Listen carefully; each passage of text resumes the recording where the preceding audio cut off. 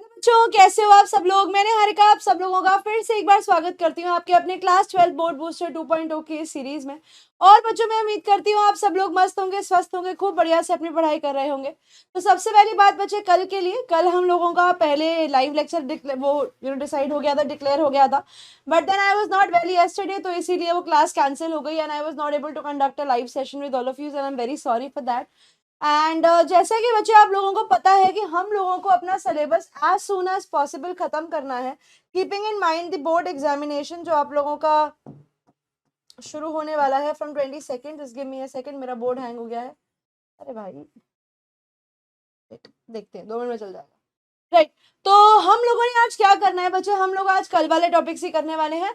हम हमारी आज की क्लास में करेंगे डीप वाटर, इंडिगो और कीपिंग क्वाइट।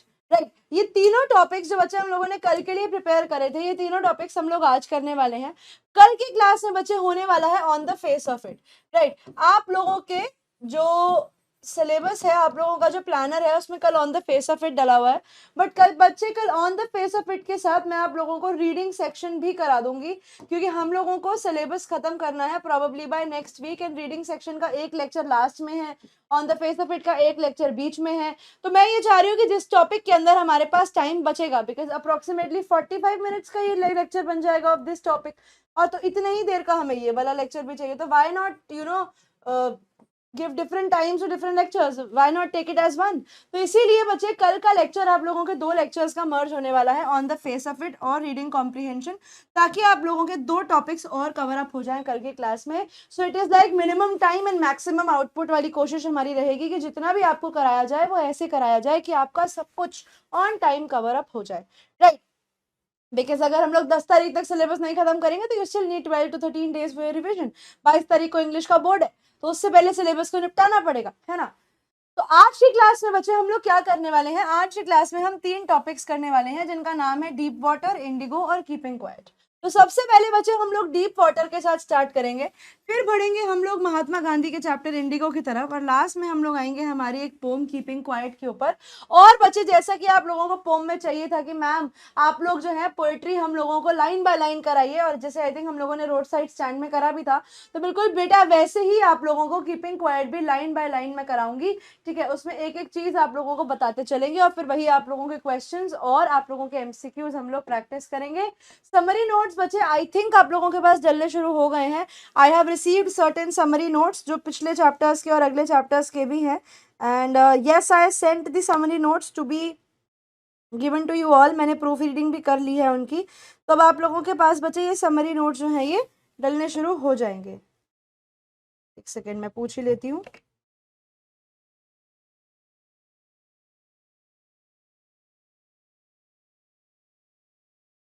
तो आई गेट टू नो कि आप लोगों के समरी नोट्स आ गए हैं नहीं, और 15-20 मिनट में आई टेल यू कि डल चुके हैं, आप लोग देख लेना। ठीक है, तो सबसे पहले शुरू करेंगे बच्चे डीप वाटर के साथ, बिकॉज ऑब्वियसली टाइम का थोड़ा क्रंच रहेगा, तो हम लोग इन डेप्थ चैप्टर्स को करने वाले हैं, इन डिटेल इनको समझेंगे। तो बच्चे ये क्लास के 3 टॉपिक्स की है, तो 1 hour 40 मिनट्स तो आप मान के चलिए कि इस क्लास के ड्यूरेशन होगा ही, बिकॉज 140 मिनट्स, नो 140 नहीं, 1 hour 40 मिनट्स तो लगेंगे इसके अंदर, बिकॉज ऑब्वियसली हम लोग एक लंबा टॉपिक करने वाले हैं, 3 टॉपिक्स को कवर अप करेंगे हमारी आज की क्लास में। सबसे पहला टॉपिक जो है बच्चे वो है डीप वाटर, जो विलियम डगलस ने लिखा है। ये बच्चे इनकी एक किताब है ऑफ मैन एंड माउंटेन्स, जिसके अंदर इन्होंने अपनी ऑटोबायोग्राफी लिखी है, और उसी ऑटोबायोग्राफी के अंदर ये बताते हैं अपने बचपन के कुछ ऐसे इंसिडेंट्स, जिन इंसिडेंट्स की वजह से इनके मन में पानी का डर बैठ गया था। ठीक है, तो आइए बच्चों स्टार्ट करते हैं सबसे पहले डीप वाटर को। और डीप वाटर में सबसे पहले बात करते हैं हमारे जो कैरेक्टर है विलियम डगलस के बारे में। ठीक है, हमारे कैरेक्टर क्या नाम है भैया, हमारे कैरेक्टर का नाम है विलियम डगलस। ठीक है, अब ये जो कैरेक्टर है बच्चे हमारे स्टोरी के, विलियम डगलस, आई होप आप लोगों को ये पेन थोड़ा सा पतला है।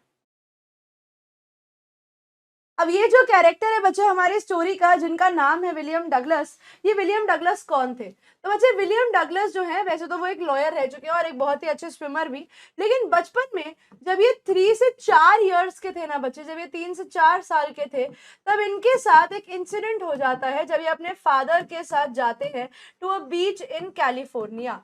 ठीक है, क्या होता है, ये अपने पापा के साथ कैलिफोर्निया के एक बीच पर जाते हैं। एंड आपको पता है कि 3-4 साल का बच्चा है तो ज्यादा से ज्यादा वो वेव्स को हैंडल नहीं कर सकता, उनकी बॉडी इस तरीके से बिल्ट नहीं है कि वो लोग हैवी वेव्स को हैंडल कर सके। तो होता क्या है बच्चे, जस्ट बिकॉज इनकी बॉडी जो है वो बहुत ज्यादा हैवी वेव्स को हैंडल नहीं कर पाती है, तो बिकॉज ऑफ विच, एक second let me just see if I have this one, ये वाला पेज। तो विलियम डगलस क्या होता है, ये हैंडल नहीं कर पाते हैं इस पानी की वेव को, एंड पानी की वेव को हैंडल ना करने की वजह से there was one thing that happened wrong with him. और वो चीज क्या हो जाती है भैया, इनके साथ जो सबसे बुरी चीज होती है वो ये है कि ये पानी में, मतलब he was overcome by the over powering waves of water. ठीक है, इनके साथ क्या होता है, ये बहुत ज्यादा पानी की ओवर पावरिंग वेव्स में फंस से जाते हैं। अब जब ये पानी की ओवर पावरिंग वेव्स में बच्चे फंस जाते हैं तो इनके साथ क्या होता है, when he was stuck in the overpowering waves of water, तो वैसे तो इनके साथ कुछ बुरा नहीं होता, लेकिन उस समय पर ही developed a fear of water. उस समय पे इनके मन में एक फियर ऑफ वाटर जो है वो आ जाता है, पानी का एक डर उनके मन के अंदर एस्टैब्लिश हो जाता है, पानी का एक डर उनके दिमाग में आ जाता है। And he was really scared कि ऐसा मेरे साथ कैसे हो गया, क्योंकि उनके फादर जो थे वो उनको देखकर हंस रहे थे, एंड विलियम डगलस जो था he was having that horrific expression over his face कि वो पानी के नीचे कैसे वो 2 मिनट के लिए चले गए थे, एंड वो पानी ने कितना ज्यादा उनको कंट्रोल सा करा हुआ था, तो he was very scared of what has happened with him. अब क्या हुआ, ये जो बचपन का इंसिडेंट था ना, ये इसका एक बहुत ही डीप लास्टिंग इम्पैक्ट उनकी जिंदगी पर ये हुआ कि वो इस इंसिडेंट को भुला नहीं पाए, और इस इंसिडेंट को ना भुलाने की वजह से वो हमेशा बहुत ज्यादा डरे रहते थे पानी से। अब होता क्या है, at the age of 10 to 11 हमारे जो ऑथर हैं उन्होंने डिसाइड किया, यानी हमारे जो विलियम डगलस है उन्होंने डिसाइड किया कि वो एक स्विमिंग पूल में जाएंगे। ठीक है, उन्होंने क्या डिसाइड किया कि वो एक स्विमिंग पूल में जाएंगे। अब यहाँ पर बच्चे स्विमिंग पूल में जाने के लिए उनके पास 2 चॉइसेस थी। अब उनको लगा कि यार इट इज हाई टाइम, अब मुझे कुछ करना चाहिए, तो उन्होंने डिसाइड किया कि भैया मैं स्विमिंग सीखूंगा। अब स्विमिंग सीखने के लिए उन्होंने क्या सोचा, उन्होंने सोचा कि स्विमिंग सीखने के मेरे पास 2 ऑप्शन है। एक तो बचे हैं मेरे पास YMCA पूल, और दूसरा था इनके पास बचे याकीमा रिवर। अब इन्होंने सोचा कि यार मैं कहाँ जाऊं, मैं याकीमा रिवर जाऊं या मैं YMCA पूल जाऊं। तो अब ये YMCA पूल के बारे में बच्चे पहले आप लोग जान लें कि YMCA पूल कैसा था। बच्चे ये था आपका, ये दिखेगा नहीं ना, ये पेन नहीं दिख रहा ना, ये था बच्चे आपका 3 फीट डीप शैलो एंड के ऊपर। ठीक है, शैलो एंड का मतलब होता है तो थोड़ा निचला हिस्सा होता है, वहां पर 3 फीट डीप था, 9 फीट एट डीप एंड, और ठीक है 9 फीट था ये डीप एंड के ऊपर। इसका जो स्लोप था बच्चे वो ग्रेजुअल था। ठीक है, ग्रेजुअल स्लोप था। स्लोप का मतलब ये है कि मान लीजिए कि अगर ये आप लोगों का पूल है तो वो ऐसे नहीं है पूल। ठीक है, वो पूल कुछ इस तरीके का है कि मतलब धीरे धीरे जाकर उसमें डेप्थ बढ़ेगी पूल की। ग्रेजुअल स्लोप था, और बच्चे सेफ एनवायरनमेंट थी क्योंकि यहाँ पर कोई पानी का फ्लो नहीं है, कुछ भी नहीं है, एक लिमिटेड अमाउंट तक आपकी हाइट जा सकती है। While on the other hand अगर मैं याकीमा रिवर की बात करूं तो बच्चे ये रिवर जो थी ना, ये ट्रेचरस रिवर थी। ट्रेचरस रिवर होने का मतलब क्या है कि हमेशा से ही इस रिवर के नाम पर यह सुना गया था कि यहाँ पर लोग जो है वो डूब जाते हैं। ठीक है, इंसिडेंट्स ऑफ ड्राउनिंग बहुत सारे केसेस यहाँ पर आए हैं। ठीक है, और इसके ये कितनी डीप है हम लोगों को ये भी नहीं पता, और इसका जो फ्लो था ना बच्चे वो बहुत फास्ट था।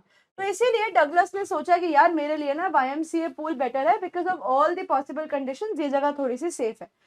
अब होता क्या है, डगलस जब पानी में जाता है, ठीक है, डगलस जब पानी में जाता है तो वहां पर उसके साथ तीसरे ही चौथे दिन एक और मिस एडवेंचर हो जाता है। अब होता क्या है उसके साथ, डगलस के साथ सेकंड मिस एडवेंचर होता है 3 या 4 दिन बाद उस स्विमिंग पूल में जाने के। अब उन्होंने जाकर वहां स्विमिंग करने सीखना शुरू कर तो दिया था, लेकिन अब इनके साथ यहाँ पर भी स्विमिंग पूल में खतरनाक इंसिडेंट हो जाता है। वो इंसिडेंट क्या था, तो Douglas miss adventure in the swimming pool, one day he was all alone at the pool. एक दिन वो पूल पर बिल्कुल अकेले थे, पूल पर कोई नहीं था, एंड हर जगह पर एक ईरी साइलेंस था, जैसे वो होता है ना कि तूफान से आने से पहले की शांति, बिल्कुल वैसी सी एक शांति थी। और वाटर जो था पूल में वो भी एकदम शांत था, there was no movement in the water. अब जो डगलस थे, क्योंकि उनके मन में बचपन से ही पानी का एक डर था, तो उनको ये था कि यार मैं अकेले तो पानी में जंप करने वाला हूँ नहीं, क्योंकि पूल में अभी कोई है नहीं, तो मैं एक काम करता हूँ, मैं थोड़ी देर पूल की साइड में बैठ जाता हूँ कि जब लोग आएंगे तो उनके साथ मैं पूल में चला जाऊंगा। अब वो वेट करते हैं, उतने में ही एक 18 साल का बच्चा आता है, बच्चे 18 साल का लड़का आता है, बच्चा तो नहीं था। He has a hairy chest and bulging muscles and a impressive physique. ठीक है, तो वो कैसा लड़का था, उसकी छाती पर थोड़े से बाल थे, ठीक है, मसल्स उसकी एकदम स्ट्रांग थी और बहुत ही स्मार्ट सा लड़का था। और बुक के अंदर बच्चे इसके लिए वर्ड लिखा गया है big bruiser of a boy. Big bruiser of a boy लिखा गया है कि एक बहुत ही बड़ा सा लड़का आता है। लेकिन ये इसकी अपीयरेंस ये दिखाती है कि अकल शक्ल से कुछ नहीं होता, सॉरी शक्ल से कुछ नहीं होता, इंसान में अकल भी होनी चाहिए। बिकॉज ये जो लड़का है जिसके बारे में यहाँ पर इस स्टोरी में दिखाया गया है, ये बहुत ही बड़ा नादान था, बहुत ही बड़ा पागल था। अब यहाँ पर ये आता है और ये थोड़ा बुली काइंड ऑफ लड़का था, ठीक है, थोड़ा बुली टाइप था। ये आता है और डगलस को बोलता है hey skinny would you like to be ducked, और आता है और उसको उठाता है और दे के उसको पानी के डीप एंड में फेंक देता है, दैट वाज 9 फीट डीप। और उसका मजाक उड़ाकर he hurls him to the deep side of the pool, उसको 9 फीट ऑफ द पूल वाली साइड के ऊपर गिरा देता है। और जो डगलस है वो सिटिंग पोजीशन में पानी में लैंड करता है। अब डगलस जो था यहाँ पर, उसने बच्चे बहुत ज्यादा प्रेजेंस ऑफ माइंड दिखाया, क्योंकि डगलस को ऑल्दो उसने पानी में गिरा तो दिया, लेकिन डगलस जो था उसने अपना होश नहीं खोया। ठीक है, उसको लगा कि मुझे पता है कि मुझे अपने आप को कैसे बाहर निकालना है, तो उसने एक प्लान बनाया। डगलस ने प्लान दिमाग ने उसके क्राइसिस को मैनेज करने के लिए उसका डिफेंस मैकेनिज्म दिमाग का चलने लगा। उसने अपना क्राइसिस मैनेजमेंट का आइडिया लगाया दिमाग में कि मैं अपने आप को कैसे बचाऊं। तो डगलस ने डिसाइड किया कि मैं काम करता हूं, मैं अभी एक बारी तो जरूर नीचे जाऊंगा, कोई दिक्कत नहीं है। डगलस कहते हैं कि जब मैं बॉटम को टच करूंगा, तो मैं बॉटम को टच करने के बाद ना एक बारी अपने पैरों से ऊपर की तरफ प्रेशर दूंगा, और जैसे ही मैं ऊपर की तरफ प्रेशर दूंगा मैं ऊपर आ जाऊंगा। और उसके बाद एक second, wait, your notes have not been seen till now. Hold it.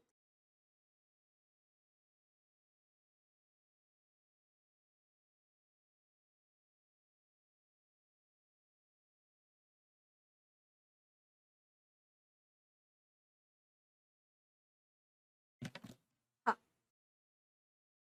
अब होता क्या है, डगलस जो है वो डर जाता है कि मैं क्या करूंगा। अब उसने प्लान बनाया कि जैसे ही वो पानी के बॉटम को टच करेगा, वो ऐसे एकदम ऊपर की तरफ से प्रेशर देगा ताकि वो मिसाइल की तरह ऊपर आए और पानी पे ऐसे फ्लैट लेट जाएगा 2 मिनट के लिए, ताकि वो वापस ना डूबे, और उसके बाद पैडल करके साइड में चला जाएगा। अब यहाँ पर हम डगलस के बारे में एक चीज देख पा रहे हैं कि वो डरा तो हुआ है, लेकिन वो अब भी अलर्ट है। Like he scared but not out of his wits. वो डरा हुआ है लेकिन इतना भी नहीं कि वो अपने होश खो बैठे और समझ ही ना पाए कि उसको क्या करना है। तो इसीलिए डगलस ने क्या किया, डगलस ने यहाँ पर दिमाग लगाया कि क्या करना चाहिए, और ये प्लान उसने बनाया कि वो जब पानी में जाएगा तो उसके बाद वो टच करते ही बॉटम को ऐसे ऊपर आएगा और फ्लैट लेट कर फिर पैडल कर जाएगा। तो लेकिन डगलस के साथ होता क्या है, डगलस कहता है कि वो एक नेवर एंडिंग फॉल जैसा था, वो नीचे की तरफ गिरता ही जा रहा है, गिरता ही जा रहा है, गिरता ही जा रहा है। Douglas does goes down to the bottom, और वो कहता है कि मुझे वो 9 फीट 90 जैसे लग रहे थे। एंड क्योंकि जस्ट वो पानी में गिरा ही था, तो उसकी बॉडी जो थी ना वो बहुत ज्यादा अनईजी हो जाती है, उसका ऑक्सीजन सप्लाई कट हो जाता है। उसकी ही फेल्ट कि lungs were ready to burst because oxygen आ नहीं रहा है। तो उसके लंग्स में पेन होना शुरू हो गया था, चेस्ट पेन होना शुरू हो गया था।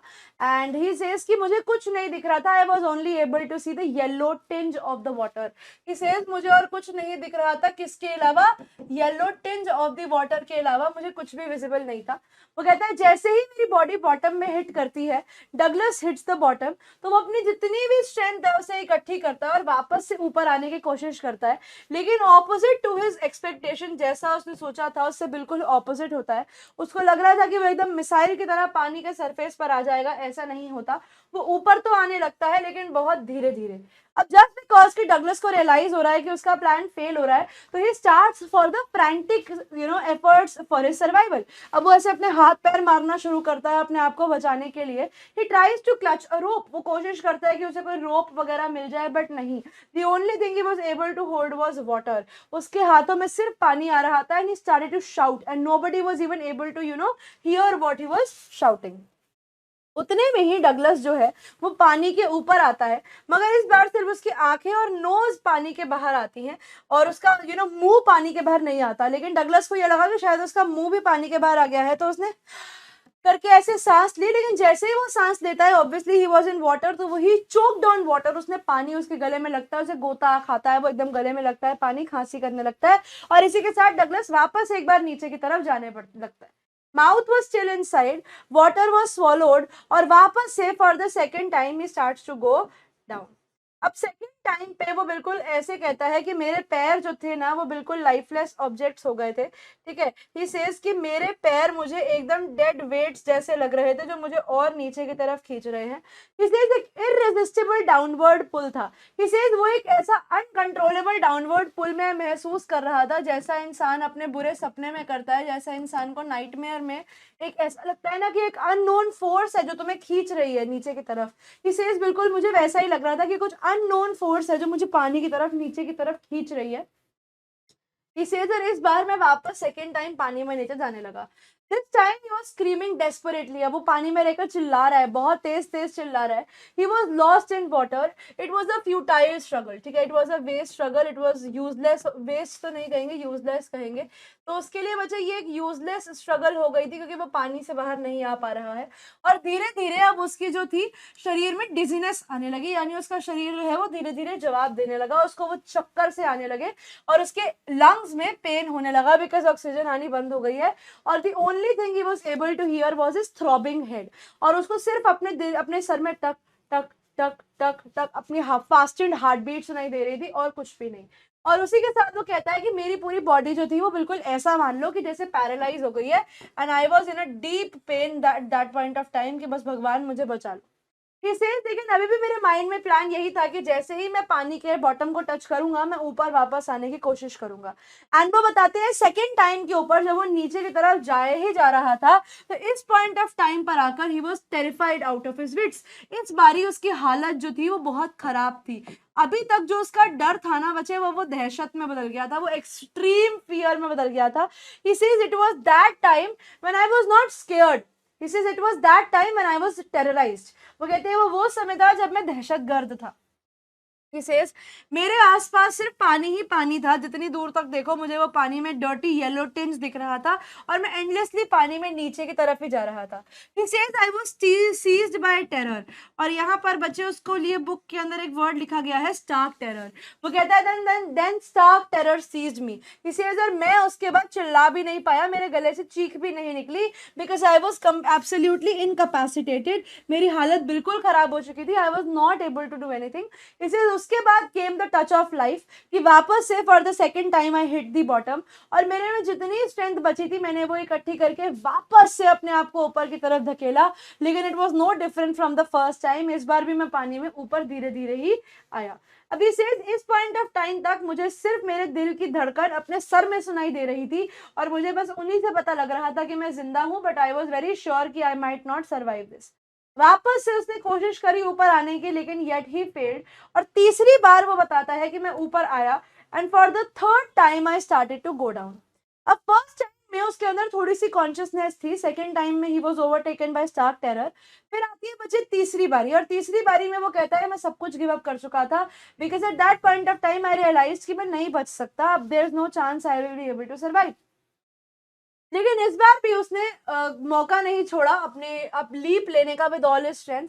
लेकिन द सक्सेस इवेट्स डजंट सक्सीड। लेकिन इस बार भी जो था वो जीतता नहीं है, इस बार भी कुछ होता नहीं है और वो ऊपर नहीं आ पाता। वो पानी के बाहर आता तो है लेकिन टेम्परेरीली आता है और वापस से पानी के नीचे चला जाता है और तीसरी बारी पानी में जाना शुरू करता है। लेकिन तीसरी बार वो ये कहता है कि I was completely out of my consciousness. इस बार I was out of my consciousness, I don't know मेरे साथ क्या हो रहा है। सडनली माई बॉडी रिलैक्स, अचानक से मेरी बॉडी रिलैक्स हो गई and I started to feel the comfort of rescuing arms. मैं ऐसा हैल्यूसिनेट करने लगा, मैं ऐसा इमेजिन करने लगा कि जैसे देयर आर सम आर्म्स जिन्होंने मुझे पकड़ा हुआ है and I am actually flowing in the water and now this time I am not drowning. और वो यहाँ पर बात करता है अपनी मदर की आर्म्स का। तो वो कहता है कि मेरे को मेरी मदर्स आर्म्स फील हो रही थी, मुझे मेरी मम्मी की आर्म्स फील हो रही थी कि जैसे मेरी मम्मा ने मुझे पकड़ा हुआ है। He says because at that point of time maybe I was living the last of my life. ठीक है, अब डगलस खुद हार चुका है, उसकी बॉडी गिव अप कर चुकी है, तो डगलस अपने सारे एफर्ट्स छोड़ देता है और वो कहता है कि मैं बस ऐसे लेट गया पानी में, I did nothing and it was as if that I am floating in the water. He says मैंने सब छोड़ दिया, वो फियर, पैनिक, एंजाइटी सब कुछ भूल गया मैं, मेरी बॉडी कंप्लीटली रिलैक्स हो गई। ही सेज और मुझे ऐसा लगा जैसे I passed into oblivion. Oblivion का मतलब होता है बियॉन्ड वर्ल्ड। यहाँ पर ऐसे बियॉन्ड, देखो ऑब्लिवियन होता है कि आपके नॉर्मल कोर्स से डिफरेंट, तो यहाँ पर इट इज बियॉन्ड वर्ल्ड। इसी तरह मुझे ऐसा लगता है कि मैंने ये जो दरवाजा है धरती का ये क्रॉस कर लिया है लाइफ का। He says my curtain of life fail. He says मेरी जिंदगी के जो कर्टेन्स थे, मेरी जिंदगी जो एक स्टेज है उसके पर्दे बंद हो जाते हैं। I believe I have crossed into oblivion, यानी मैं मर चुका हूँ। ही सेज और उसके बाद मुझे कुछ याद नहीं मेरे साथ क्या हुआ। उतनी ही देर में वो कहता है कि थोड़ी देर बाद मेरी आंखें खुली और थोड़ी देर बाद मैंने ये देखा कि मैं पेट के बल लेटा हुआ हूँ और उल्टियों पे उल्टियां कर रहा हूँ, उल्टियों पे उल्टियां कर रहा हूँ, and I was outside the pool and not inside. इसी तरह वहां पर बाकी लोग जो है वो उस बिग बुली को डांट रहे हैं, जिसके ऊपर वो बड़ा ही फूलिश सा लेम एक्सक्यूज कहता है और बोलता है कि but I was only fooling, और वो कहता है कि मैं तो सिर्फ मजे ले रहा था। और यहाँ पर वो ये चीज नहीं समझ पाता कि उसका ये एक्शन जो है, ये उसका जो कैलस एक्शन जो उसने लिया है, उसकी वजह से डगलस जो था वो डूब सकता था और Douglas had a close brush with death. उसकी इस लापरवाही की वजह से डगलस शायद मर सकता था। अब इस अनप्लेजेंट इफेक्ट के आफ्टर, अनप्लेजेंट इंसिडेंट के आफ्टर इफेक्ट्स ये थे कि डगलस बहुत ही वीक हो गया था, एंड उसके पैर जो थे वो कांप रहे थे। एंड जब वो घर पहुंचता है तो वो कुछ खा भी नहीं पाता है उस रात को, और पूरे उसके कुछ अगले दिनों तक वो जो पानी का डर था वो उसके दिमाग में रहता है। हल्की सी भी एक्सर्शन, हल्की सी भी टायर्डनेस अगर उसको हो जाए तो उसको एंग्जाइटी होने लगती थी। He used to feel wobbly in the knees, उसको बहुत ही शेकी सा फील होता था अपनी नीज के अंदर, और पेट में उसको अजीब सी एंग्जाइटी होती थी। He was not able to eat anything, और इस तरीके से he develops fear of water body. और उसके बाद वो कभी भी पूल नहीं जाते और सारी वाटर बॉडीज को अवॉइड कर देते हैं।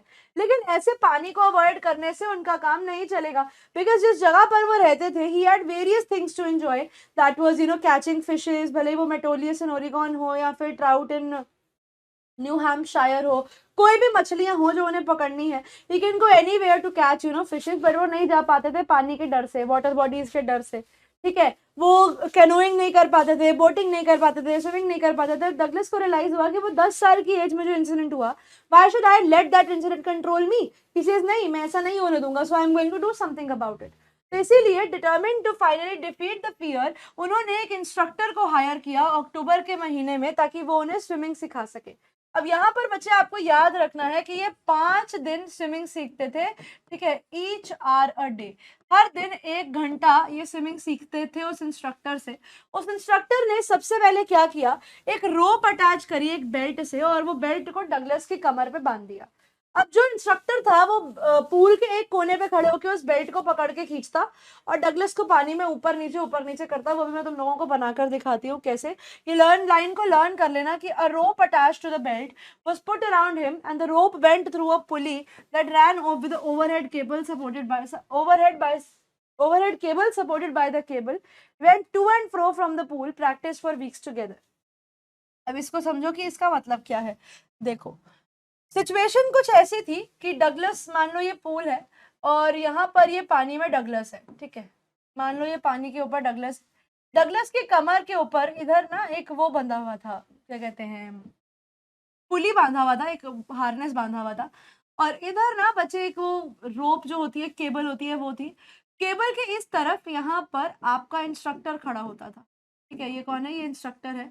ये केबल इंस्ट्रक्टर के हाथ में है और ये जो है ये डगलस है। ठीक है, तो क्या होता था, जब ये इंस्ट्रक्टर इस केबल को पुल करता था तो डगलस ऊपर की तरफ आता था, जब वो इस केबल को लूज करता था तो डगलस नीचे की तरफ जाता था। इस तरीके से इस इंस्ट्रक्टर ने एक कंट्रोल्ड एनवायरनमेंट क्रिएट करी। इन्होंने क्या किया, उन्होंने एक कंट्रोल्ड एनवायरनमेंट क्रिएट करी डगलस के लिए, ताकि डगलस जो है वो पानी में आराम से तैर सके। और ये रिलेंटलेस प्रैक्टिस जो है बोर फ्रूट, और इनका धीरे धीरे जो था डर जाना शुरू हो जाता है। तो यहाँ पर इन्होंने ये इंसिस्टेंट अनस्टॉपेबल एफर्ट्स जो थे वो कंटिन्यू रखे। तो यहाँ पर आप ये कह सकते हो कि हमारे डगलस जो थे वो डिटरमेंट भी थे और वो परसिवरेंट भी थे, कि उन्होंने अपने आप को इस चीज से बाहर निकालने के लिए इतना टाइम मेहनत करी। ठीक है, 3 मंथ के बाद जब उनका डर खत्म होना शुरू हुआ, 3 महीने लग गए डर खत्म होने में, उसके बाद इंस्ट्रक्टर ने उन्हें एक्सहेल और इनहेल करना सिखाया कि आप पानी के अंदर जाओगे तो एक्सहेल करो, पानी के ऊपर आओगे तो इनहेल करो, ठीक है, स्विमिंग करते हुए। फॉर वीक्स उन्होंने किक करना सिखाया on the side of the pool, ताकि उनके जो पैरों की स्टिफनेस है वो खत्म हो सके, और ग्रेजुअली वो रिलैक्स कर जाते हैं और इस तरीके से वो अपनी बॉडी को कमांड करने लग जाते हैं। तो it was in the month of April बच्चे की इनको इनके इंस्ट्रक्टर से क्लीन चिट मिल जाती है, और डगलस जो थे अब वो पूल में स्विम कर पा रहे थे और इंस्ट्रक्टर को फ्री कर दिया गया।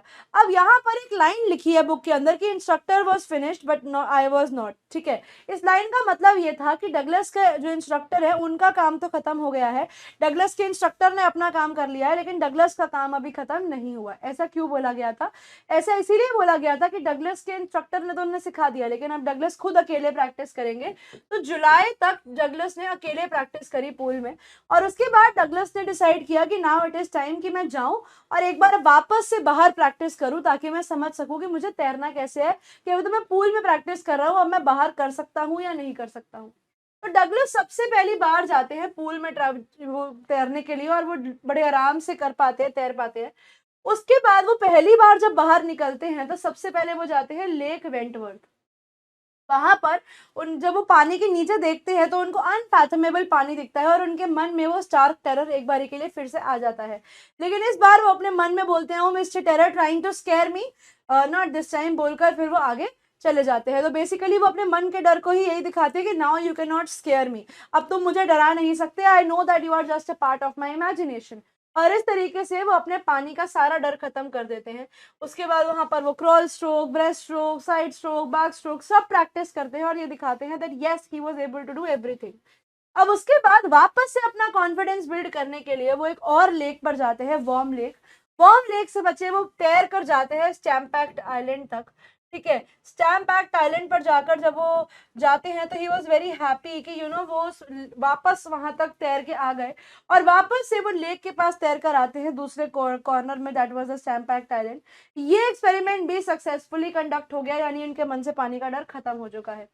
उसके बाद उन्हें रियलाइज होता है कि वो पानी के डर को कॉन्कर कर चुके हैं, और इसी के साथ साथ वो कुछ और जगह पर भी जाते हैं बच्चे।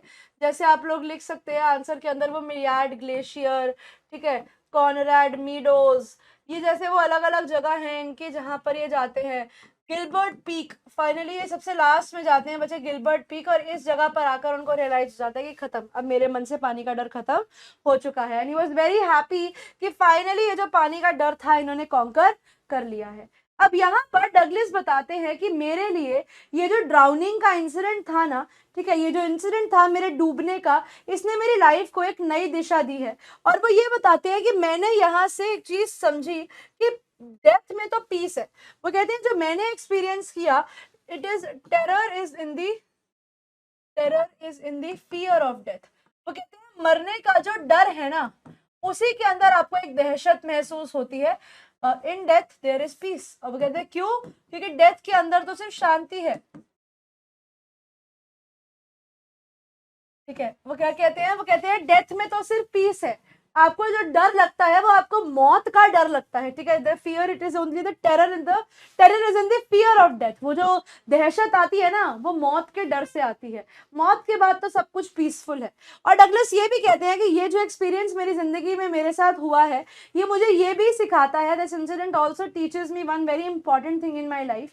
वो ये है कि जब आपके साथ कुछ ऐसा इंसिडेंट हो सकता है where you are so near with death, आपके मन में जो विलिंगनेस टू लिव है ना, आपके मन में जो विलिंगनेस टू लिव है, आपके मन में जो जीने की इच्छा है, वो और ज्यादा बढ़ जाती है। आपके मन में वो जो जीने के लिए एक प्यार है, जो एक मन लगन है जीने की, वो और ज्यादा बढ़ जाती है। और इसी बात को वो कोट करने के लिए लास्ट के अंदर हमारे एक रूजवेल्ट थे, ये सेम लाइन कॉपी हो गई है यार, हाँ इस पे आते हैं अभी। इसी के बाद बच्चे वो बताते हैं कि एक रूजवेल्ट थे उनके फ्रेंड, जो हमारे बाद में यूएसए के प्रेसिडेंट भी थे, उन्होंने एक लाइन बोली थी, all we have to fear is fear itself. वो कहते हैं कि अगर इंसान को किसी चीज से डरना चाहिए तो इंसान को अपने आप से डरना चाहिए, बिकॉज अगर कोई चीज तुम्हें नुकसान पहुंचा सकती है, अगर कोई चीज तुम्हें किसी लेवल तक नुकसान दे सकती है, तो तुम खुद हो, ठीक है। It is you who are going to be a problem for yourself and not anybody else. तो it says all we have to fear is fear itself. अगर डरना है तो खुद से डरो, किसी और चीज से डरने की तुम लोगों को जरूरत नहीं है। The person who has conquered his own fear, अगर इंसान अपने मन के खुद के डर को हैंडल कर चुका है तो उसे कोई फर्क नहीं पड़ता। अब जैसे भागवत गीता में भी एक लाइन लिखी है, a person suffers more in his imagination than in reality. ये लाइन लिख लो या आप आंसर में यूज कर सकते हो। अ पर्सन सफर्स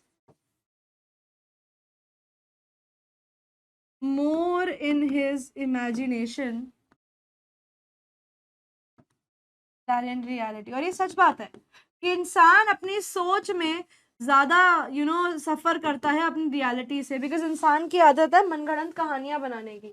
और जब इंसान मनगढ़ंत कहानियां बनाता है तो वो जिंदगी में चीजों को अच्छे तरीके से नहीं कर पाता। तो इसीलिए मनगढ़ंत कहानियां नहीं बनानी चाहिए, जो प्रैक्टिकल चीजें हैं उनको प्रैक्टिकलिटी के साथ जीना चाहिए। समझ में आया? यहाँ पर आकर बच्चे आप लोगों का डीप वाटर जो है वो खत्म हो जाता है। अब मैं यहाँ डीप वाटर खत्म करने के साथ ये कुछ सवाल है, इन पे मैं आऊंगी, इन सवालों को मैं आप लोगों को कराऊंगी बच्चे। लेकिन इन सवालों पे आने से पहले मैं अब आप लोगों को सेकंड चैप्टर करा देना चाहती हूँ कि एक बार हमारे सारे चैप्टर्स हो जाए, फिर हम लोग इसके इंपॉर्टेंट क्वेश्चंस करेंगे। और इंपॉर्टेंट क्वेश्चंस कराने के बाद मैं फिर आप लोगों को छुट्टी दे दूंगी, ठीक है ना? ओके, अब शुरू करते हैं बच्चे हमारा सेकंड चैप्टर, जिस चैप्टर का नाम है इंडिगो। अब बच्चे इंडिगो चैप्टर जो है वो महात्मा गांधी के ऊपर लिखा हुआ एक चैप्टर है, और ये लिखा है बच्चे लुईस फिशर ने। अब लुईस फिशर कौन थे बच्चे? लुईस फिशर महात्मा गांधी के एक डिसाइपल थे, उनके एक डिवाउट डिसाइपल थे, महात्मा गांधी के दोस्त थे। और इन्होंने अब तक की वन ऑफ द बेस्ट किताब जो महात्मा गांधी के ऊपर लिखी गई है, the following is an excerpt from his book the life of Mahatma Gandhi. ये लर्न कर लेना कि ये कौन सी बुक से स्टोरी ली गई है। ये लाइफ ऑफ महात्मा गांधी की किताब से स्टोरी ली गई है। ये बुक जो है it is reviewed as one of the best books ever on Mahatma Gandhi by Times Education Supplement, ठीक है। ये भी चीज आपके लिए जानना जरूरी है। और लुईस फिशर जो थे वो फिलाडेल्फिया में पैदा हुए थे। इतना भी लर्न कर लोगे इनके बारे में तो सफिशिएंट हो जाएगा। अब स्टोरी ऐसे शुरू होती है कि महात्मा गांधी से लुईस फिशर 1946 के आसपास मिलते हैं, ठीक है। और यहाँ पर इस पे भी हम आते हैं। अब महात्मा गांधी से जब वो मिलते हैं लुईस फिशर, तो महात्मा गांधी उन्हें कहते हैं कि आ जाओ, आज तुम बैठो, आज तुम्हें मैं बताता हूँ। 1946 की बात है। लुईस फिशर को वो बताते हैं कि चलिए आज तुम बैठो, आज मैं तुम्हें कहानी सुनाता हूँ कि मैंने कैसे डिसाइड किया that I have to urge the departure of Britishers from my country. मैंने कैसे डिसाइड किया कि मुझे ब्रिटिशर्स को अपने देश से बाहर निकालना है। मैंने कैसे डिसाइड किया, या क्या ऐसा इंसिडेंट था, क्या ऐसा पाइवटल इंसिडेंट हमारी जिंदगी में हुआ कि इट वॉज डिसाइडेड कि इसके बाद ब्रिटिशर्स को हमें हमारे देश से निकाल देना है। What was that incident that led us to this part. अब महात्मा गांधी जो है वो बताते हैं कि ये इंस्ट्रूमेंट ये इंसिडेंट जो इतना इंस्ट्रूमेंटल है, बेसिकली जो इतना पाइवटल है, जो इतना इंपॉर्टेंट इंसिडेंट है, ये कब हुआ था। वो बताते हैं कि 1917 की बात है। सिंपल टर्म्स में अगर बताया जाए तो 1916 के दिसंबर की बात है। महात्मा गांधी बताते हैं उस समय पर लखनऊ के अंदर कांग्रेस की एनुअल कन्वेंशन यानी जो ईयरली मीटिंग होती है वो हो रही थी। ये 1916 दिसंबर की बात है। इसे उस मीटिंग में कुछ 2301 डेलीगेट्स यानी 2301 मेंबर्स जो थे वो प्रेजेंट थे। काफी बड़ी सी ये मीटिंग थी और बहुत सारे विजिटर्स उस मीटिंग को देखने आए थे। उस समय पर महात्मा गांधी बताते हैं कि जब मैं वहां पर था, एक पतला सा स्किनी सा हड्डी सा पीजेंट मेरे पास आता है और जिसका नाम था बच्चे राजकुमार शुक्ला, ठीक है। राजकुमार शुक्ला मेरे पास आता है और वो आकर मुझे कहता है कि सर जी आप ना हमें चंपारण, आप मेरे साथ चंपारण चलिए और वहां पर हम जो प्रॉब्लम को फेस कर रहे हैं, हम जैसे पुअर पीजेंट्स जो परेशानी को वहां फेस कर रहे हैं, आप हमारी मदद कीजिए उस प्रॉब्लम को सॉर्ट कराने में, ठीक है। तो अब यहाँ पर महात्मा गांधी को ये पीजेंट ने बोला कि सर जी आप हमारे साथ चलिए क्योंकि हम तो बहुत ज्यादा परेशानी फेस कर रहे हैं, आप हमारे साथ चलेंगे तो शायद से हमारी परेशानी का निवारण जो है वो निकाला जा सकता है। तो महात्मा गांधी को तो पहले पता ही नहीं चंपारण जी है कहाँ। तो महात्मा गांधी को बाद में पता लगता है कि ये तो भैया फुट हिल्स ऑफ नेपाल पे पड़ता है, मतलब बिहार की जगह है। फुट हिल्स ऑफ नेपाल की जो हिल्स पड़ती है हमारे हिमालय, उसके कॉर्नर में ये जगह पड़ती है। तो अब यहाँ पर राजकुमार शुक्ला जो है वो महात्मा गांधी को बताता है कि देखिए हमारे यहाँ के जो चंपारण के पीजेंट्स हैं ना, हम बड़े परेशान हैं। यहाँ पर ना एक शेयर क्रॉपिंग अरेंजमेंट करके एक पैटर्न चलता है हमारे यहाँ पर, और हम उस शेयर क्रॉपिंग अरेंजमेंट की वजह से बहुत ज़्यादा परेशानी के अंदर हैं। तो प्लीज़ आप हमारे साथ चलिए और हमारी उस परेशानी को सॉल्व करने में हेल्प कराइए। अब यहाँ पर जो हमारे राजकुमार शुक्ला है वो लैंडलॉर्ड सिस्टम इन बिहार को बड़ा ही अनजस्ट बोलते हैं। वो कहते हैं कि यहाँ पर पीजेंट्स की कोई इज्जत नहीं है। तो हमें उम्मीद है कि अगर आप हमारे साथ चलेंगे तो शायद आप हमारे लिए कुछ कर सकते हैं। तो प्लीज़ आप हमारे लिए चलिए और हमारे साथ कुछ कीजिए। अब महात्मा गांधी जो थे वो कहते हैं कि भैया उस समय पे मेरे पास बहुत काम था, तो I had to go to various places. तो मेरे लिए इतना आसान नहीं था उस पीजेंट के साथ वहाँ पर जाना। तो गांधी जी कहते हैं कि भैया पहले मुझे कानपुर जाना है, उसके बाद और बहुत सारे अलग अलग जगहों पर जाना है। तो शुक्ला जो था वो बड़ा पेशेंटली हर जगह पर महात्मा गांधी को फॉलो करता गया कि जहाँ महात्मा गांधी जा रहे हैं वहां पर वो जा रहा है। तो महात्मा गांधी ने जब वो ये देखा कि वो बहुत ही रेजोल्यूट है, यानी वो अपने अपने आइडिया को लेकर बहुत ही डिटरमिन्ड है, वो यहाँ पर महात्मा गांधी को लेने आया है, तो महात्मा गांधी को लेकर जाएगा। तो जब महात्मा गांधी उसकी रेजोल्यूटनेस से बहुत ज़्यादा अट्रैक्ट हो जाते हैं, जब बहुत ज़्यादा इम्प्रेस हो जाते हैं, तब वो उन्हें कहता है कि तब वो उन्हें बोलते हैं कि चलिए ठीक है मैं तुम्हारे साथ चलता हूँ, लेकिन मेरे को इस दिन पे यहाँ जाना है, तो तुम मुझे यहाँ से पिकअप कर लेना, ठीक है। तो वो हमेशा महात्मा गांधी को बोलता रहा कि चलिए प्लीज मेरे साथ चलिए, प्लीज मेरे साथ चलिए। और जब महात्मा गांधी को ये चीज रियलाइज हो जाती है कि मैं जा सकता हूँ इसके साथ, I can definitely accompany him, तो फाइनली महात्मा गांधी उन्हें बोलते हैं कि ठीक है मैं तुम्हारे साथ चंपारण चढ़ने को तैयार हूँ, मैं कैलकाटा होऊंगा इस पर्टिकुलर डेट पर, तो तुम आना, मुझे ट्रेन स्टेशन से उठाना और मुझे अपने साथ ले चलना। ठीक है भैया, उसने बोला कि ठीक है। अब महात्मा गांधी जब ट्रेन पे पहुंचते हैं, तो महात्मा गांधी जब उतरते हैं ट्रेन से, तो वो यही देखते हैं कि राजकुमार शुक्ला उनका वहां पर इंतजार कर रहा था। Rajkumar Shukla had actually been waiting for him, वो वहां से कहीं नहीं गया था, वो आया महात्मा गांधी को लेने के लिए। अब वहां से दोनों ने ट्रेन बोर्ड करी और दोनों पहुंच गए बिहार। बिहार पहुंचने पे सबसे पहले हमारे राजकुमार शुक्ला जो है वो महात्मा गांधी को राजेंद्र प्रसाद के घर लेकर जाते हैं। राजेंद्र प्रसाद कौन है? वो प्रेसिडेंट ऑफ कांग्रेस के थे और इंडिया के भी प्रेसिडेंट बनते हैं बाद में, लेकिन उस समय पर वो एक बहुत फेमस लॉयर ऑफ पटना हुआ करते थे। अब उस दिन राजकुमार शुक्ला जो था वो जनरली भी उनके घर जाता रहता था उनसे मदद मांगने के लिए, क्योंकि मगर राजेंद्र प्रसाद वो सच अ ग्रेट मैन, तो obviously he had not helped this boy Rajkumar Shukla ever. अब यहाँ के जो सर्वेंट्स थे वो राजकुमार शुक्ला को एज अ पुअर पीजेंट जानते थे कि ये हमेशा हमारे मास्टर को परेशान करने आ जाता है अपनी परेशानी को लेकर। और आज जब वो महात्मा गांधी के साथ आए, and Mahatma Gandhi also did not know कि हु इज अब जितने वहां के महात्मा गांधी जब गए वहां पर, तो उनके तो लोगों को ये लगा कि ये तो फिर एक पीजेंट को उठा लाया है अपने साथ। तो महात्मा गांधी यहाँ आए और महात्मा गांधी ने उन्हें बोला कि चलो मुझे ना पानी पीने दो। तो महात्मा गांधी को उन्होंने एक तो जमीन पे बिठा दिया और उन्हें बोला कि भैया हम आपको पानी भी नहीं देंगे, बिकॉज अगर आपने यहाँ से पानी पिया तो प्रॉबेबली आप हमारे पानी को गंदा कर दोगे, तो हमारा पानी जो है वो खराब हो जाएगा, पोल्यूट हो जाएगा। तो यहाँ पर वो अनटचेबिलिटी को भी शो करते हैं कि किस तरीके से उस समय पर भी अनटचेबिलिटी बहुत ज्यादा कॉमन थी। तो राजेंद्र प्रसाद से उनकी मीटिंग नहीं हो पाई क्योंकि राजेंद्र प्रसाद टाउन से बाहर थे। तो राजकुमार शुक्ला और महात्मा गांधी जो है फिर वो रात को चले जाते हैं आगे कि भैया हम अपना ट्रैवल करेंगे। फिर वो लोग जा पहुंचते हैं मुजफ्फरपुर, और मुजफ्फरपुर पर महात्मा गांधी के खुद के एक फ्रेंड थे जेबी कृपलानी, उनको फोन किया गया कि भैया आप हमें लेने आ जाओ। तो मोर इन्फॉर्मेशन गैदर करी गई जब जेबी कृपलानी को मैसेज भेजा गया कि हमें ट्रेन स्टेशन पे लेने आ जाओ। तो जेबी कृपलानी और उनके स्टूडेंट जो थे वो महात्मा गांधी को स्टेशन पर पिकअप करने आते हैं। और उसके बाद जेबी कृपलानी ने महात्मा गांधी का स्टे प्लान किया था रात को उन्हीं के एक दोस्त प्रोफेसर मलकानी के घर के ऊपर। अब ये प्रोफेसर मलकानी कौन थे बच्चे? प्रोफेसर मलकानी जो थे वो एक गवर्नमेंट स्कूल टीचर थे, यानी डायरेक्टली देखा जाए तो ब्रिटिश सर्वेंट थे।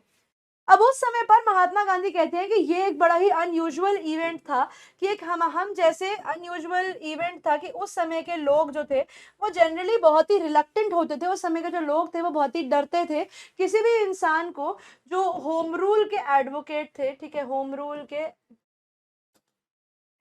एडवोकेट्स को, ठीक है, एडवोकेट ऑफ होम रूल को घर में रखने से लोग डरते थे। अभी एडवोकेट ऑफ होम रूल का मतलब क्या है कि वो लोग जो स्वराज के फेवर में थे, वो लोग जो अपनी खुद की कंट्री की फ्रीडम के फेवर में थे, उस समय पे लोग ऐसे लोगों को अपने घरों में रखने से डरते थे, इस डर से कि ब्रिटिशर्स जो है उन्हें मारे पीटे नहीं। लेकिन यहाँ पर जेबी कृपलानी के दोस्त प्रोफेसर मलकानी ने जो किया वो बाकी काबिल तारीफ था भिड़े की लैंग्वेज में, ठीक है।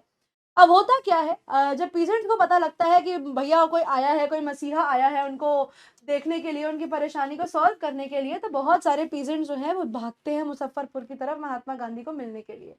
यहाँ पर महात्मा गांधी ने लॉयर्स को भी बुलाया था बात करने के लिए, और महात्मा गांधी ने लॉयर्स से पूछा कि तुम बताओ कि तुम क्या चार्ज करते हो हमारे पीजेंट्स से, क्योंकि पीजेंट्स जो हैं वो बड़े पीड़ित हैं, तो तुम उनकी परेशानी को सॉर्ट आउट करवाने के लिए, उनका केस लड़ने के लिए उनसे कितना पैसा चार्ज करते हो।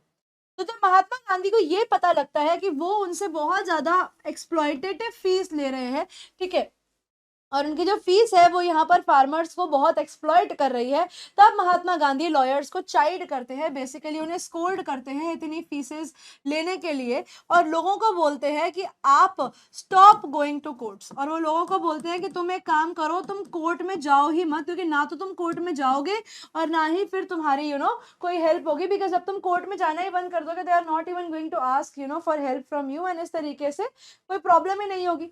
जब तुम कोर्ट जाओगे ही नहीं तो कोई भसड़ ही नहीं होने वाली, क्योंकि जब तुम जाओगे ही नहीं वो तुमसे पैसा ही नहीं लेंगे, तो इस तरीके से तुम उनका धंधा भी खत्म कर दो, stop their work, let them do whatever they are going to do. तो तुमसे वो लोग इतना एक्स्ट्रा पैसा ले रहे हैं, तुम जाओगे ही नहीं, वो पैसा लेने लायक ही नहीं रहेंगे, do not go there. Okay हो गया भैया, नहीं जाएंगे, बोल दिया तो। यहाँ पर महात्मा गांधी का मेन पर्पस लॉ कोर्ट में जाने को मना करने का ये था, वो कहते हैं कि पीजेंट्स जो है वो बहुत डरे हुए हैं, तो ऐसे केस के अंदर उन्हें कोर्ट से भी कोई हेल्प तो मिल नहीं रही, वो डुअल एक्सप्लॉयटेशन का शिकार हो रहे हैं, एक तरफ उनको यार परेशान कर रहे हैं लैंडलॉर्ड्स, और दूसरी तरफ परेशान कर रहे हैं लॉयर इतने ज्यादा हाई चार्जेस लेकर। तो वो कहते हैं उनको डर से निकालना उनके लिए जरूरी है, और उस केस में लॉ कोर्ट्स का कोई भी रोल नहीं होने वाला है। अब समझिए ये कि यहाँ पर एक्चुअली प्रॉब्लम क्या चल रही थी, what was the problem that the peasants were facing. देखो कहानी बड़ी सिंपल सी है कि जिस तरीके से हम लोग घर रेंट पे लेते हैं ना बच्चे, पहले के टाइम पे जो लोग थे, जो फार्मर्स थे ना, वो लोग अपना लैंड रेंट पे लिया करते थे। क्या करते थे वो लोग, अपना लैंड जो था रेंट पे लिया करते थे अपना काम करने के लिए, अपना फसल वगैरह उगाने के लिए। They used to take land on rent, ठीक है, तो उन्होंने लैंड रेंट पे ले लिया। अब यहाँ पर ये बोला गया ब्रिटिशर्स के द्वारा, अब ये रेंट पे लैंड है, तो वो लोग यहाँ पर रेंट पे करते थे लैंडलॉर्ड्स को, और इनकी जगह पर जो फसल उगाते थे उसको बेचकर अपना पैसा भी कमाते थे और रेंट भी पे कर दिया करते थे। अब उस समय में बच्चे ब्रिटिशर्स जो थे ना, वो टेक्सटाइल मार्केट में बहुत ज्यादा आगे थे, तो वो लोग ना इंडिगो उगा रहे थे। इंडिगो बेटा हिंदी में जिसे कहा जाता है नील, बेसिकली ये एक नेचुरल डाई होता है। नेचुरल डाई का मतलब ये होता है कि एक नेचुरल कलर होता है जो चढ़ाया जाता है कपड़ों के ऊपर, ठीक है, तो ये एक नेचुरल डाई था, नेचुरल कलर था जो कपड़ों के ऊपर चढ़ाया जाता था, एंड यहाँ पर इंडिया से ही इसकी प्रोडक्शन जो थी वो कराई जाती थी। अब ये जो इंडिगो होता है ना बच्चे, ये एक बहुत ही ज़्यादा हैवी क्रॉप होता है। हैवी क्रॉप होने का मतलब ये है कि ये बहुत ज़्यादा फर्टिलिटी करता है। अरे यार पेन उठाना। ये जो है ये बहुत ज्यादा फर्टिलिटी यूज करता है लैंड की, जिसकी वजह से अगले साल तक आते आते आप उस सॉइल के ऊपर कुछ नहीं उगा पाते हो, आपके लिए अगले साल आते आते उस सॉइल पर कुछ भी उगाना जो है वो पॉसिबल नहीं होता है, ठीक है, आपकी जो सॉइल है उसकी कंडीशन जो है बहुत ज्यादा खराब हो जाती है। तो इसी वजह से इनकी एक अरेंजमेंट थी जिसमें बोला गया कि या तो तुम 3/20 ऑफ योर लैंड के ऊपर, ठीक है, 3/20 ऑफ योर लैंड या फिर 15% ऑफ लैंड के ऊपर क्या करोगे, इंडिगो को ग्रो करोगे, और पूरा का पूरा जो है वो गिव अप कर दोगे, जितनी भी तुम्हारी फसल आएगी उसे दे दोगे एज रेंट, ठीक है। पहली बात तो बच्चे इंडिगो बहुत ही महंगी क्रॉप है, ठीक है, उसको औने पौने दाम में रेंट के नाम पे ये लोग इनसे पूरा का पूरा ले लेते थे। और ये जो था ना बच्चे, ये एक लॉन्ग टर्म अरेंजमेंट थी, ठीक है, लॉन्ग टर्म अरेंजमेंट का मतलब है आने वाले 10 अगले 15-20 सालों तक इनको यही काम करना है। अब होता क्या था, मान लो 15% लैंड के ऊपर इन्होंने यहाँ पर इंडिगो उगा दिया, अगले साल के लिए बच्चे ये लैंड यूज नहीं हो सकता, वेस्ट हो गया। फिर अगले पीस ऑफ लैंड के ऊपर इंडिगो उगाएंगे तो अगले साल तक आते आते ये लैंड भी खत्म हो जाएगा।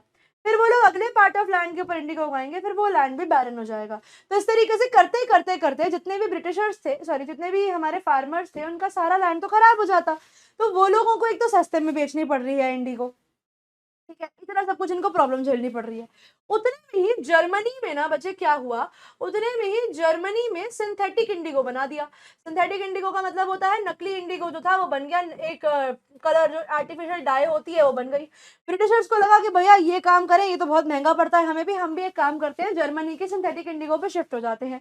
लेकिन ब्रिटिशर्स ने यहाँ पर भी दिमाग लगाया, उन्होंने बोला कि अगर आपको ये अरेंजमेंट से फ्री होना है, ठीक है, अगर आपको इस अरेंजमेंट से बैकआउट करना है, अगर आपको इस अरेंजमेंट से बाहर आना है, तो आप एक काम करिए, आप हमें कंपनसेशन पे कर दीजिए, और ये कंपनसेशन जब आप हमें देंगे तो हम आपका लैंड फ्री कर देंगे। आपको जो करना है आप करिए, अपने लैंड पे जो उगाना है उगाइए। तो यहाँ पर बहुत सारे फार्मर्स जो थे वो डेस्परेट थे इस चीज में, लैंड छुड़ाने के चक्कर में, तो उन्होंने वो पैसा दे दिया। अब हुआ क्या, थोड़े दिनों बाद जब लोगों को पता लगता है कि जर्मनी में सिंथेटिक इंडिगो उग रहा था और ये झूठ बोलकर इनसे ये पैसा लिया गया है इनके लैंड को खाली कराने के लिए, तब इन लोगों ने क्या किया, तब इन लोगों ने प्रोटेस्ट करना शुरू करा, लॉयर्स को हायर किया कि भैया हमारी मदद करो। और उस टाइम पर ब्रिटिशर्स ने क्या किया, लैंडलॉर्ड्स ने क्या किया, गुंडे मवालियों को हायर कर लिया इनको पिटवाने के लिए। और यही प्रॉब्लम के दौरान महात्मा गांधी को बुलाया गया चंपारण कि देखो अब आप हमें इस पैसे का कंपनसेशन दिलाने में मदद करो, बिकॉज अब वो आप ही हो जो हमें इस सिचुएशन से बाहर निकाल सकते हो। अब यहाँ पर अनफेयर डील ये थी कि लार्ज एस्टेट जो थे वो इंग्लिशमैन ओन करते थे, और यहाँ पे टेनेंट्स को फोर्स किया गया था 15% लैंड के ऊपर इंडिगो उगाने के लिए। फार्मर्स जो थे, इंडिगो हार्वेस्ट की वजह से उनका लैंड अनफिट हो जाता था बाकी आगे काम करने के लिए, और इनको सारा का सारा जो प्रोडक्शन था वो रेंट के फॉर्म में देना पड़ता था।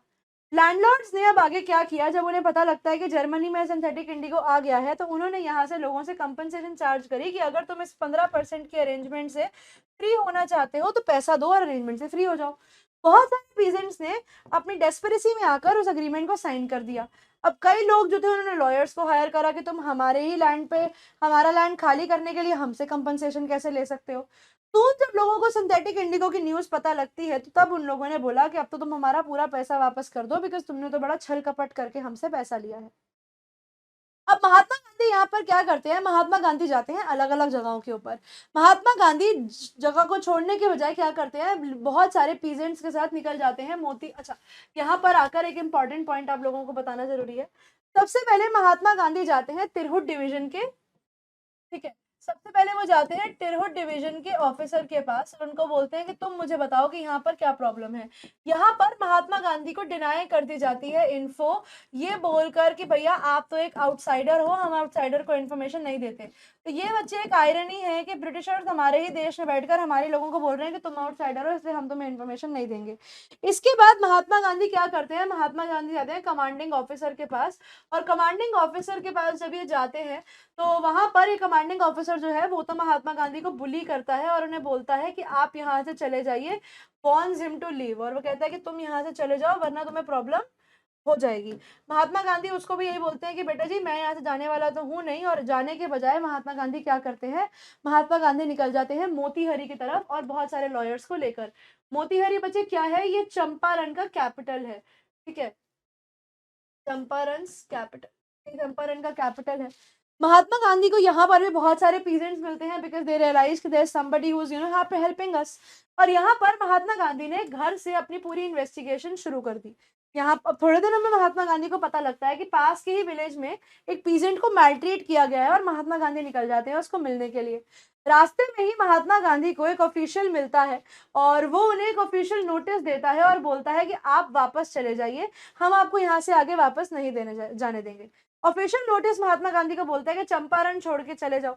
महात्मा गांधी उस लेटर पे साइन कर देते हैं और लिखते हैं कि मैं इस ऑर्डर को डिसओबे करूंगा, मैं चंपारण छोड़ के नहीं जाऊंगा। एज ए रिजल्ट अगले दिन ही महात्मा गांधी को एक ऑफिशियल नोटिस आ जाता है कि भैया आपने क्योंकि लीगल ऑर्डर को डिनाई कर दिया है तो अब आप कोर्ट आ जाइए, अब आपसे जो भी बात की जाएगी वो कोर्ट में की जाएगी। अब कोर्ट में महात्मा गांधी को बुला लिया गया है, यानी लीगल मैटर शुरू हो गया है, तो देयर आर फुल चांसेस कि महात्मा गांधी को जेल हो सकती है। तो महात्मा गांधी ने उस रात बैठकर क्या किया, महात्मा गांधी पूरी रात को जागे और उन्होंने राजेंद्र प्रसाद और बहुत सारे प्रोमिनेंट लॉयर्स को, इन्फ्लुएंशियल फ्रेंड्स को बताया कि तुम लोग आ जाओ, अगले दिन ऐसा ऐसा कोर्ट में पेशी है, तुम लोगों को मेरे साथ होना पड़ेगा। उन्होंने अपने आश्रम में इंस्ट्रक्शंस भेजे कि अगर मेरा अरेस्ट हो गया तो तुम्हें हैंडल करना पड़ेगा। साथ ही साथ पूरी रिपोर्ट वाइसरॉय को भेजी कि देख लो तुम्हारे एरियाज में तुम्हारे ही लोग कितनी तानाशाही दिखा रहे हैं। तो महात्मा गांधी ने पूरी की पूरी तैयारी कर ली और जब पूरे मोतीहारी को पता लग गया कि अगले दिन महात्मा गांधी का केस है। होता क्या है, जब अगले दिन लोगों को पता लगता है कि महात्मा गांधी परेशानी में हैं, तो सुबह के सुबह सारे के सारे लोग जो हैं वो इकट्ठे हो जाते हैं महात्मा गांधी के सपोर्ट के लिए। अगले दिन जब महात्मा गांधी कोर्ट पहुंचते हैं तो Motihari was black with peasants, ठीक है, तो वो बताते हैं कि Motihari was black with peasants. इतने सारे लोग थे, थाउजेंड्स की तादाद के अंदर महात्मा गांधी के सपोर्ट में वो वहां इकट्ठे हुए थे। हजारों की तादाद में वहां पर लोगों का जो ना जत्था आ गया था। एंड पहली बार ब्रिटिशर्स जो थे वो इस चीज को देखकर डर गए थे कि इतनी बड़ी डिमॉन्स्ट्रेशन महात्मा गांधी एक इंसान के सपोर्ट में। पहली बार ब्रिटिशर्स को रियलाइज हुआ कि उनकी जो पावर है वो एब्सोल्यूट नहीं है, उनकी पावर को भी रोका जा सकता है। एंड सरप्राइजिंग बात यह है कि ब्रिटिशर्स से वो क्राउड हैंडल हो ही नहीं रहा था, तो उन्हें महात्मा गांधी की हेल्प लेनी पड़ी उस क्राउड को कंट्रोल करने के लिए। And they were able to see कि किस तरीके से एक इंसान उन हजारों लोगों को कंट्रोल कर रहा है। And they were actually scared कि उनको इंडियंस को संभालने के लिए महात्मा गांधी की जरूरत पड़ेगी, वरना that crowd can be uncontrollable for them. और यहाँ पर ब्रिटिशर्स को रियलाइज होता है कि उनकी पावर जो है वो अनचैलेंजेबल नहीं है। अब ये जब हुआ बाहर, तो कोर्ट रूम में सब लोगों की हालत हो रखी थी फिक्स, और वो सॉरी स्केर्ड। अब यहाँ पर डिसाइड किया गया, जो अथॉरिटीज थी, कि भैया अगर हमने गलती से भी महात्मा गांधी के अगेंस्ट आज कोई ऑर्डर दे दिया तो दिक्कत हो जाएगी, बिकॉज अगर किसी को ये पता लगा कि महात्मा गांधी को जेल हो गई है तो जितने भी बाहर लोग हैं हजारों की तादाद में, आज हम में से कोई जिंदा घर नहीं जाएगा। तो पहले जो ऑपोजिट टीम का वो था लॉयर, वो कहता है कि तुम आज केस पोस्टपोन कर दो, किसी और दिन करते हैं। तो अथॉरिटीज कहती है कि नहीं, हम अपने सुपीरियर्स को कंसल्ट करेंगे।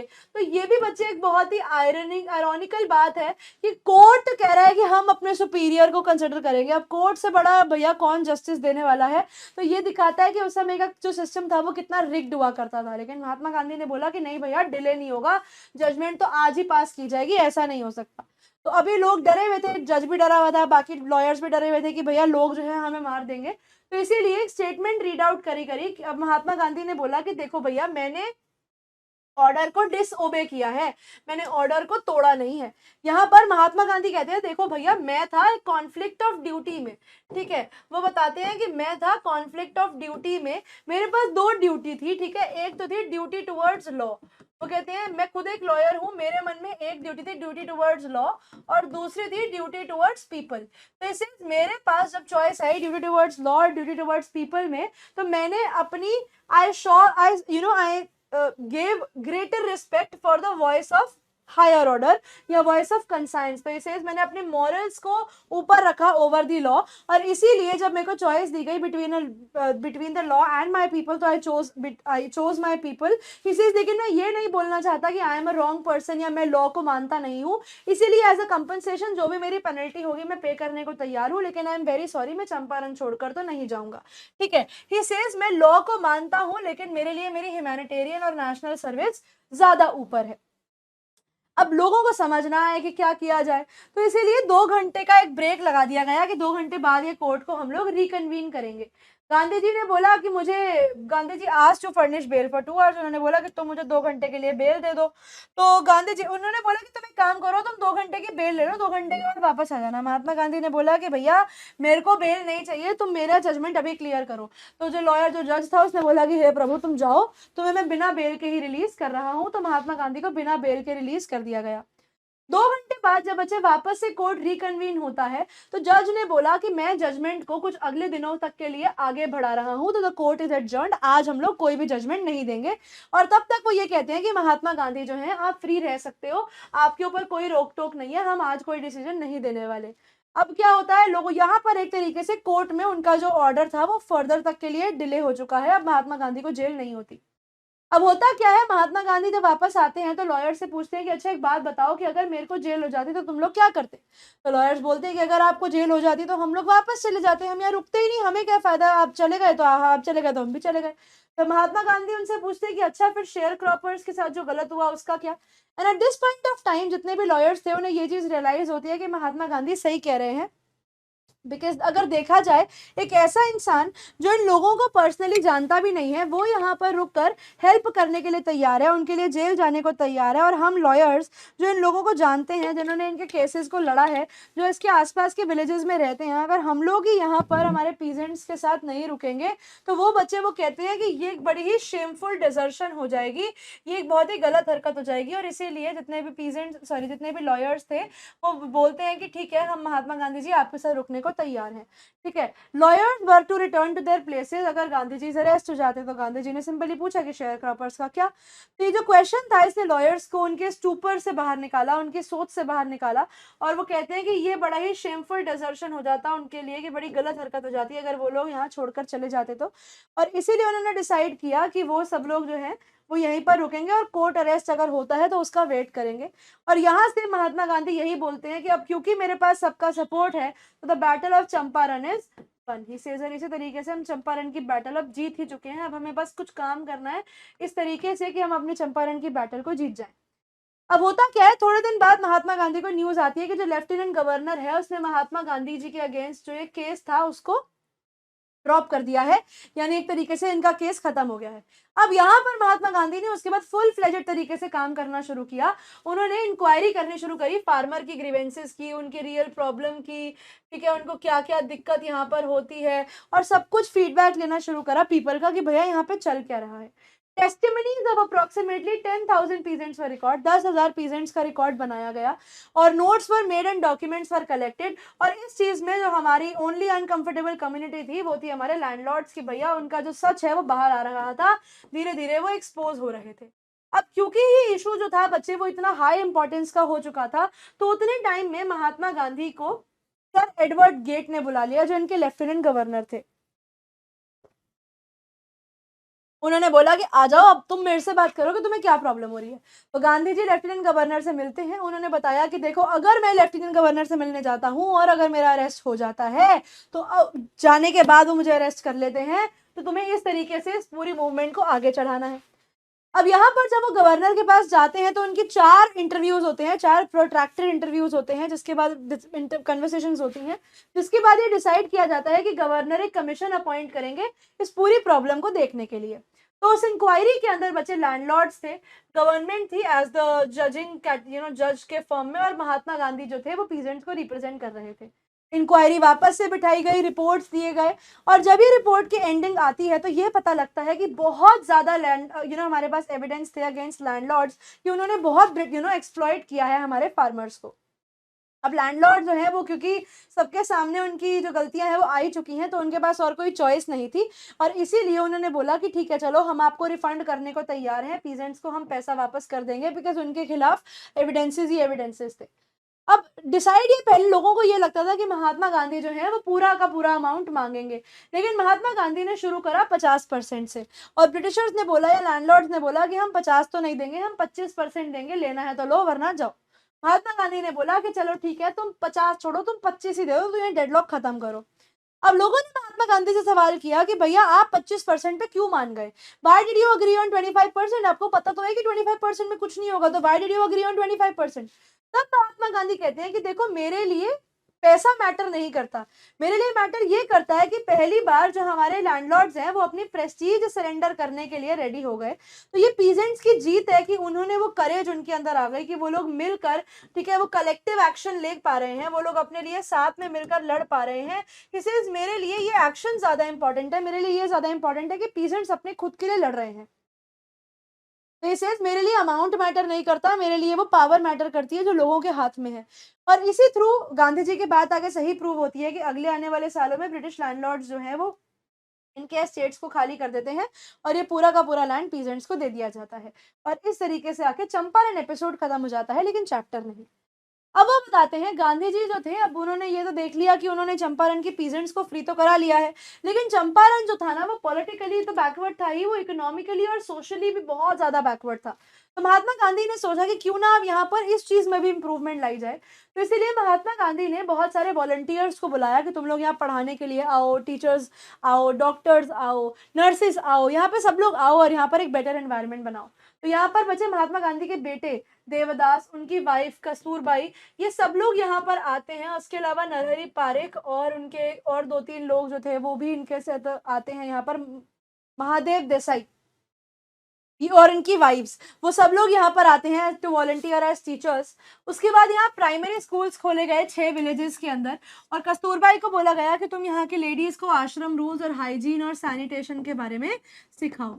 और उसके बाद महात्मा गांधी को उम्मीद थी कि यहाँ पे उनकी जिंदगी के सिर्फ 1-2 महीने लगेंगे, लेकिन approximately more than half a year, ठीक है, इनको यहाँ पर कितना लगता है, more than half a year वो चंपारण में ही रहते हैं और चंपारण की कंडीशंस को इम्प्रूव करने में हेल्प करते हैं। अब वो बताते हैं कि यहाँ की हेल्थ कंडीशन जो थी वो भी बहुत बकवास थी। तो एक वॉलंटियर को एंगेज किया गया कि भैया यहाँ की पब्लिक हेल्थ का भी ध्यान रखा जाए। 3 दवाइयाँ यहाँ पे इंट्रोड्यूस कराई गई, कास्टर ऑयल, क्यूनाइन और सल्फर ऑइंटमेंट। याद रखना कौन सी दवाई किस चीज़ के लिए थी। सबसे पहले बच्चे याद रखना, कैस्टर और सल्फर, ये दोनों चीज़ें बच्चे दी जाती थी जब किसी भी इंसान की टंग, कोटेड टंग होती थी, यानी किसी की भी जीभ पर दिक्कत होती थी, जीभ पक जाती थी। क्यूनाइन बच्चे दिया जाता था किसी भी इंसान को जब उसको मलेरिया हो जाता था, तो उसको क्यूनाइन दे दिया करते थे, ठीक है। और उसके बाद बच्चे क्यूनाइन हो गया, कैस्टर ऑयल हो गया, और एक और चीज थी, हाँ, सल्फर ऑइंटमेंट। और सिर्फ सल्फर ऑइंटमेंट जो थी बच्चे वो दी जाती थी जब इंसान के स्किन इरप्शंस हो जाती थी, यानी इंसान के स्किन के ऊपर कुछ दाने, दाग, धब्बे हो जाते थे, तो तब उसको सल्फर ऑइंटमेंट दे दी जाती थी। तो ये दवाइयाँ महात्मा गांधी ने यहाँ इंट्रोड्यूस कराई थी ताकि लोगों की प्रॉब्लम्स को सॉल्व कराया जा सके। और जब तक महात्मा गांधी यहाँ पर थे तो वो चंपारण से रहकर ही अपना आश्रम मैनेज कर रहे थे, मेल भेजते थे, आश्रम के फाइनेंसेस का ध्यान रखते थे, आश्रम की सैनिटेशन का ध्यान रखते थे। इनफैक्ट उन्होंने अपने लोगों को ये भी बोला था कि जो तुम्हारे पॉटी ट्रेंचेस होते हैं, लैट्रीन ट्रेंचेस होते हैं, बेसिकली लैट्रीन होल्स होते हैं, उनको भर दो क्योंकि उनमें से स्मेल आने लगेगी, और नए वाले वहां पर खोद दो। अब हम बताते हैं कि चंपारण एपिसोड जो था ना, वो महात्मा गांधी की लाइफ का एक टर्निंग पॉइंट था टू गो अगेंस्ट ब्रिटिशर्स, ठीक है। It was the only time जब उन्हें रियलाइज हुआ कि उन्होंने एक एक्सपेरिमेंट किया ब्रिटिशर्स के अगेंस्ट जाने का, एंड सरप्राइजिंगली वो इंसिडेंट सक्सेसफुल हो गया। तो उसके बाद महात्मा गांधी ने यही टेक्निक अडॉप्ट कर ली अपने आगे के चेंजेस को भी लाने के लिए।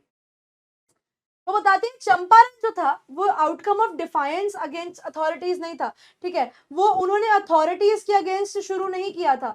उनका मेन रीजन अथॉरिटीज से अगेंस्ट जाना नहीं था, उनका मेन रीजन था लोगों को फ्री करना, लोगों को रिलीव करना उनके सफरिंग से। अब उसके लिए उन्हें अथॉरिटीज से अगेंस्ट जाना पड़ेगा, वो जान जाने को तैयार है। ये दिखाता है कि महात्मा गांधी का मेन लॉजिक ये था। महात्मा गांधी कहते हैं कि देखो, मैं अपनी ही कंट्री के अंदर किसी और को मुझे रूल करने को नहीं दे सकता, ठीक है। और ये गांधी जी के प्रिंसिपल्स को दिखाता है कि उनके प्रिंसिपल्स जो थे वो बड़े ही सिंपल थे। उनकी जो पॉलिटिक्स थी वो इंसान की डे टू डे प्रॉब्लम से रिलेट करती थी।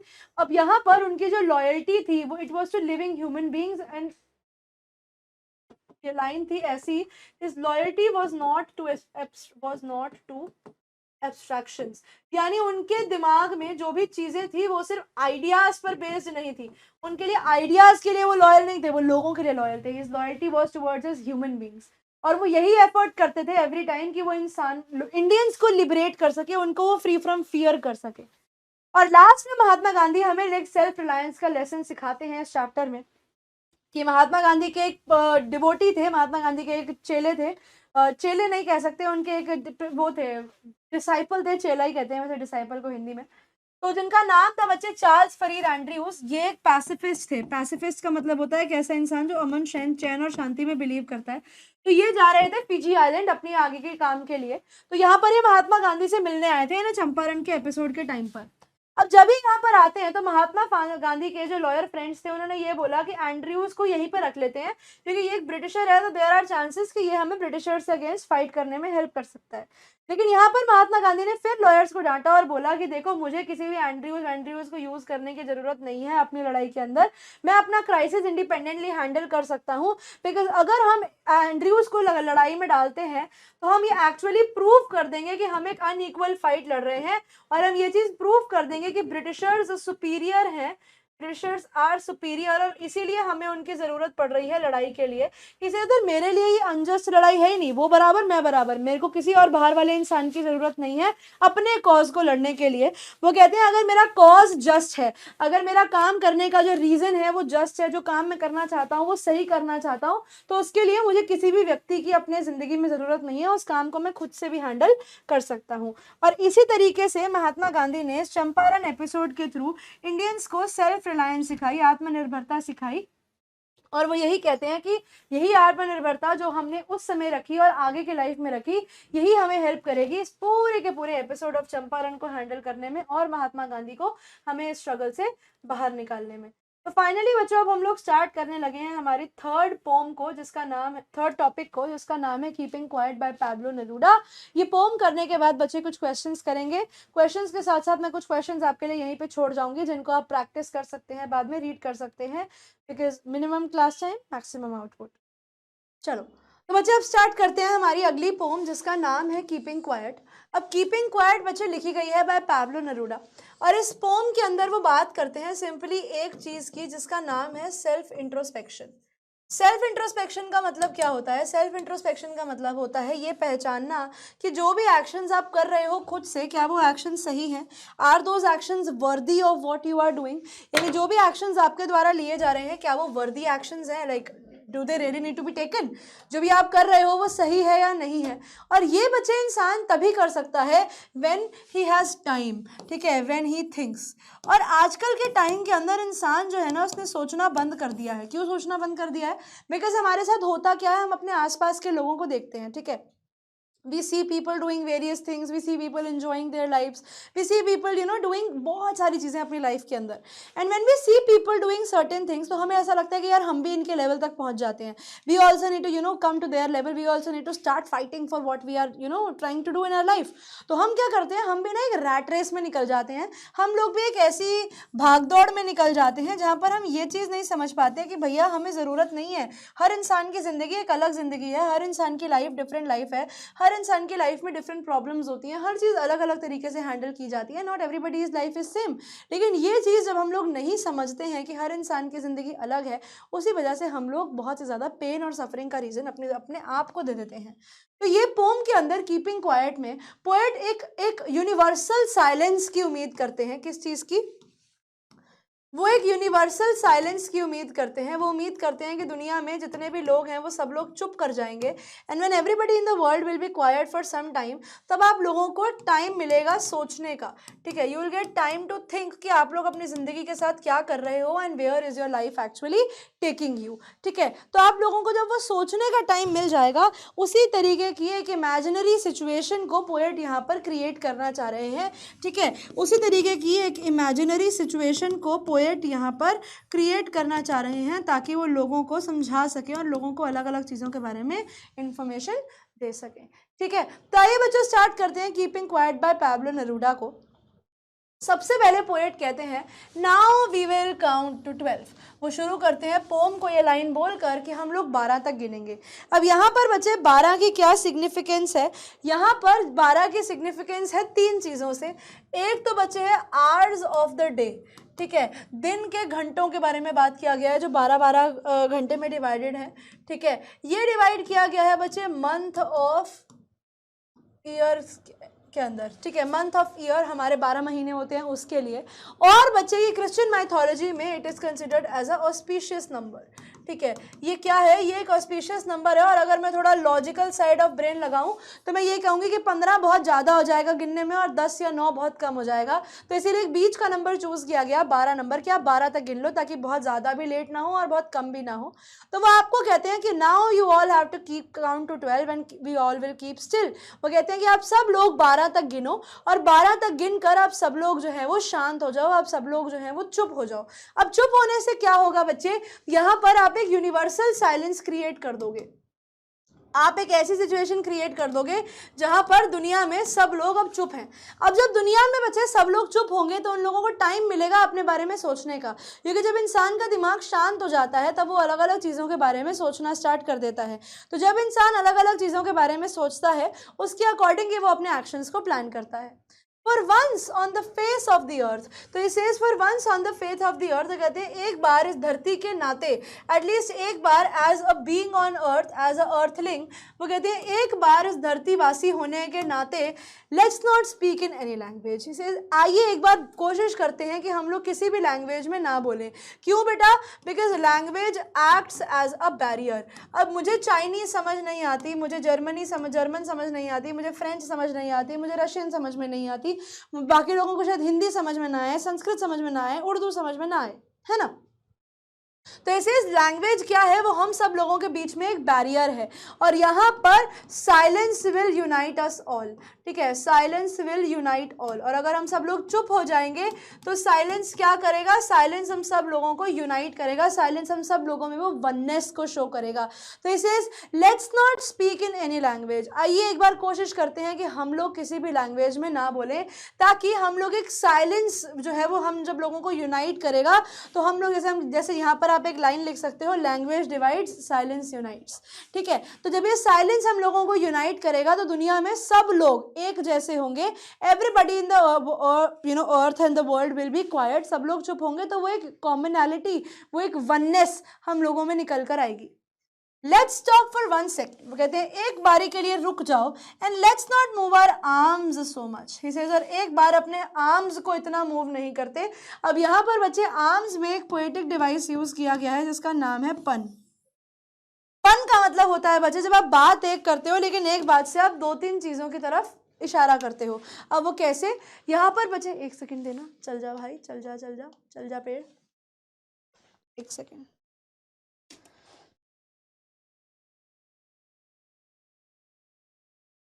तो जब आप बच्चे बात करते हो पन की, तो पन एक ऐसा पोएटिक डिवाइस होता है जिसके अंदर आप वर्ड एक यूज करते हो लेकिन उसके कॉनोटेशंस और उसके जो मीनिंग्स हैं वो एक से ज्यादा भी हो सकते हैं।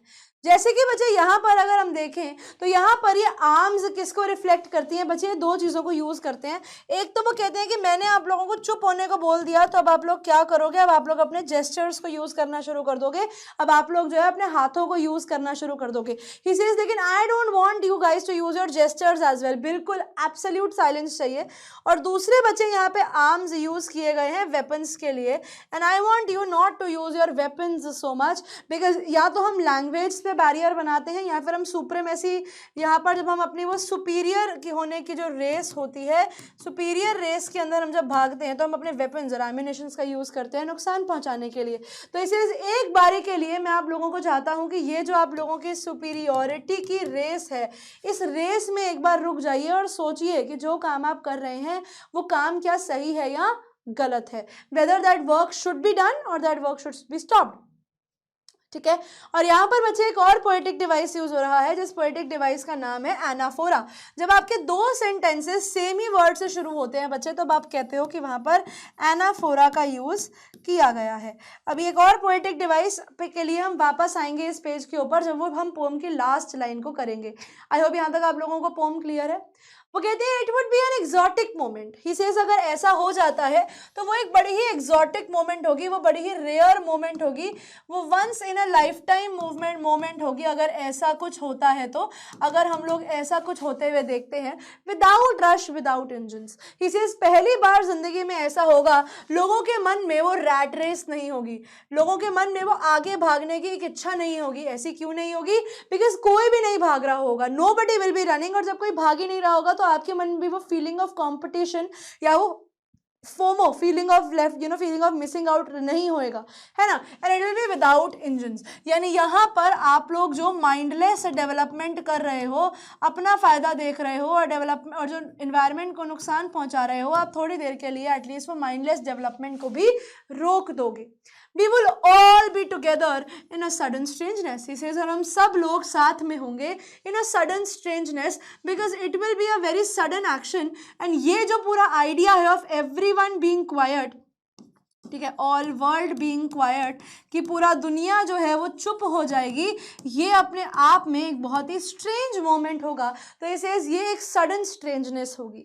अब यहाँ पर बच्चे सडन स्ट्रेंजनेस के अंदर भी एक पोएटिक डिवाइस यूज हो रहा है जिसका नाम है एलिटरेशन। एलिटरेशन का मतलब होता है बच्चे जैसे बेटी बॉट बटर बट बिटर, तो ये सब बी से स्टार्ट हो रहा है, वैसे ही देखो सडन स्ट्रेंजनेस एस से स्टार्ट हो रहा है, वैसे ही यहाँ पर वी वुड जो है वो डब्ल्यू से स्टार्ट हो रहा है। तो ये भी किसका एग्जाम्पल हुआ, ये भी एलिटरेशन का ही एग्जाम्पल हुआ। यहां पर अगली लाइन में वो कहते हैं fisherman in the cold sea would not harm whales. अब वो कहते हैं जो फिशरमैन होंगे कोल्ड सी में, यहाँ पर बच्चे कोल्ड सी में भी एक पोएटिक डिवाइस यूज हो रहा है, अभी बताती हूँ, would not harm the whales. वो कहते हैं जो फिशरमैन होंगे वो वेल्स को हार्म नहीं करेंगे। यानी अगर देखा जाए तो बच्चे हमारी इन्वायरमेंटल डिग्रेडेशन जो है, क्या हो रही है, हमारी इन्वायरमेंटल डिग्रेडेशन जो है वो भी थोड़ी देर के लिए रुक जाएगी। हम लोग जो रेकलेसली इन्वायरमेंट को डिग्रेड कर रहे हैं, ठीक है, हम लोग जो रेकलेसली इन्वायरमेंट को डिग्रेड कर रहे हैं, लगे पड़े हैं बर्बाद करने में, वो भी थोड़ी देर के लिए रुक जाएगा। And the man gathering salt, और वो आदमी जो अपने सॉल्ट को इकट्ठा कर रहा था, अपने मीन्स ऑफ सर्वाइवल को, यानी अपने मीन्स ऑफ सर्वाइवल के लिए जो मेहनत कर रहा होगा वो भी अपने हर्ट हैंड्स को देखेगा। अब बच्चे यहाँ पर सवाल आता है कि मैम फिर सॉल्ट कलेक्ट करने वाले के हाथ हर्ट कैसे होंगे? तो बच्चे जो इंसान सॉल्ट कलेक्ट करता है, तो सॉल्ट आपको पता है कि सॉल्ट में इरोडिंग प्रॉपर्टीज होती हैं, तो सॉल्ट क्या करता है, आपके हाथों को बहुत रफ कर देता है और आपके हाथों की स्किन जो है वो फटने लगती है, और जब वो स्किन फटने लगेगी और उस पर बार बार बार बार बार बार नमक लगेगा तो वो स्किन जो है वो खराब हो जाएगी, जख्म बन जाएंगे और आपके हाथों पर ऐसे वो ब्लिस्टर्स बन जाएंगे।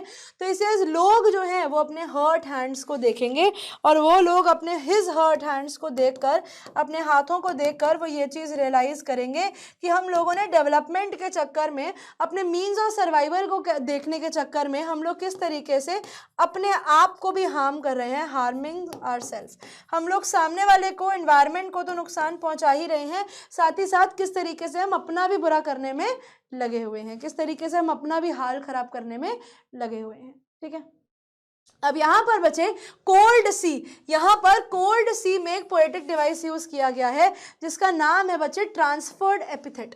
अब ट्रांसफर्ड एपिथेट का मतलब होता है जिसके अंदर आप एक एडजेक्टिव यूज करते हो किसी भी वर्ड को दिखाने के लिए, लेकिन उसका एक लार्जर मीनिंग होता है पोएट्री के अंदर।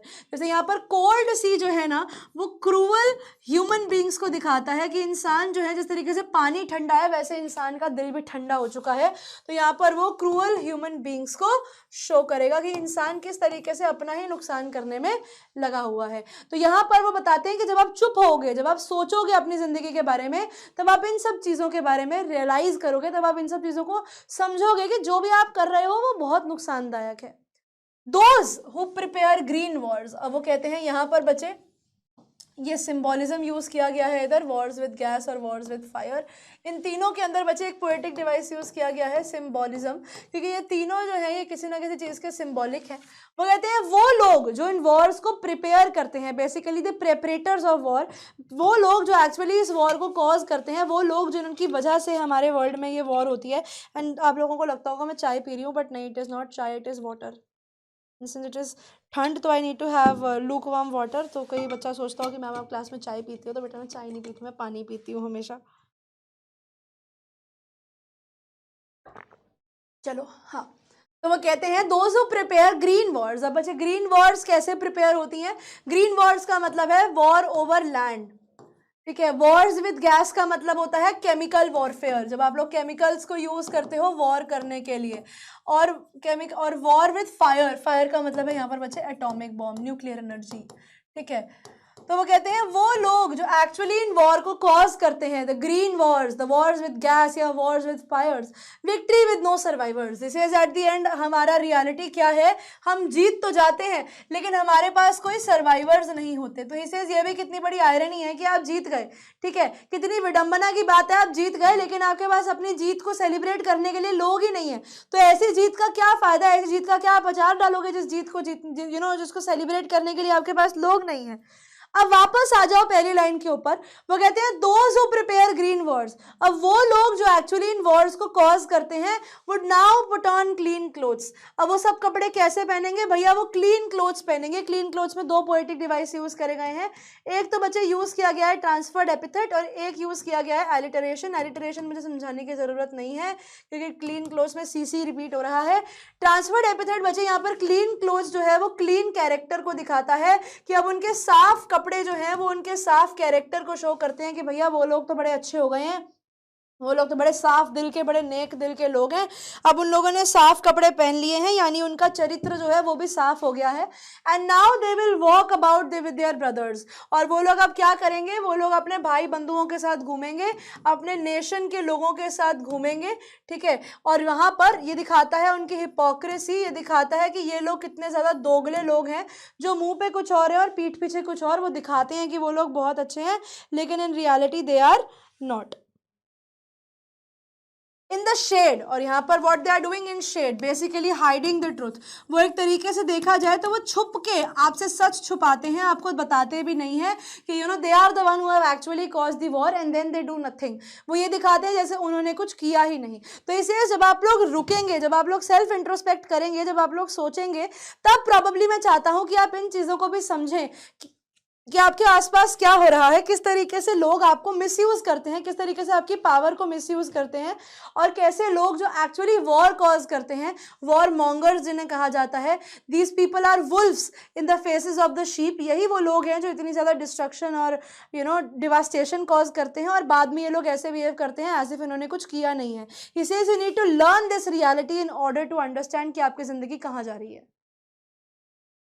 तो वो यही कहते हैं कि तुम लोगों को ये पहचानने की ज़रूरत है कि एक्चुअली कौन इंसान असली का शीप है और कौन सा इंसान भेड़िया in the form of sheep है ना। तो वो कहते हैं कि ये वो these people are like wolf in the face of the sheep. तो आपको समझना पड़ेगा कि कौन सा इंसान कैसा है, ठीक है। ही सेज अब मैं ये कहता हूँ कि what I want should not be confuse with total inactivity. He says जो चीज़ मैं कह रहा हूँ उसका मतलब ये नहीं है कि तुम लेजी हो जाओ, तुम स्लीपी हो जाओ, तुम लेथार्जिक हो जाओ। ही सेज ये नहीं चाहिए मुझे।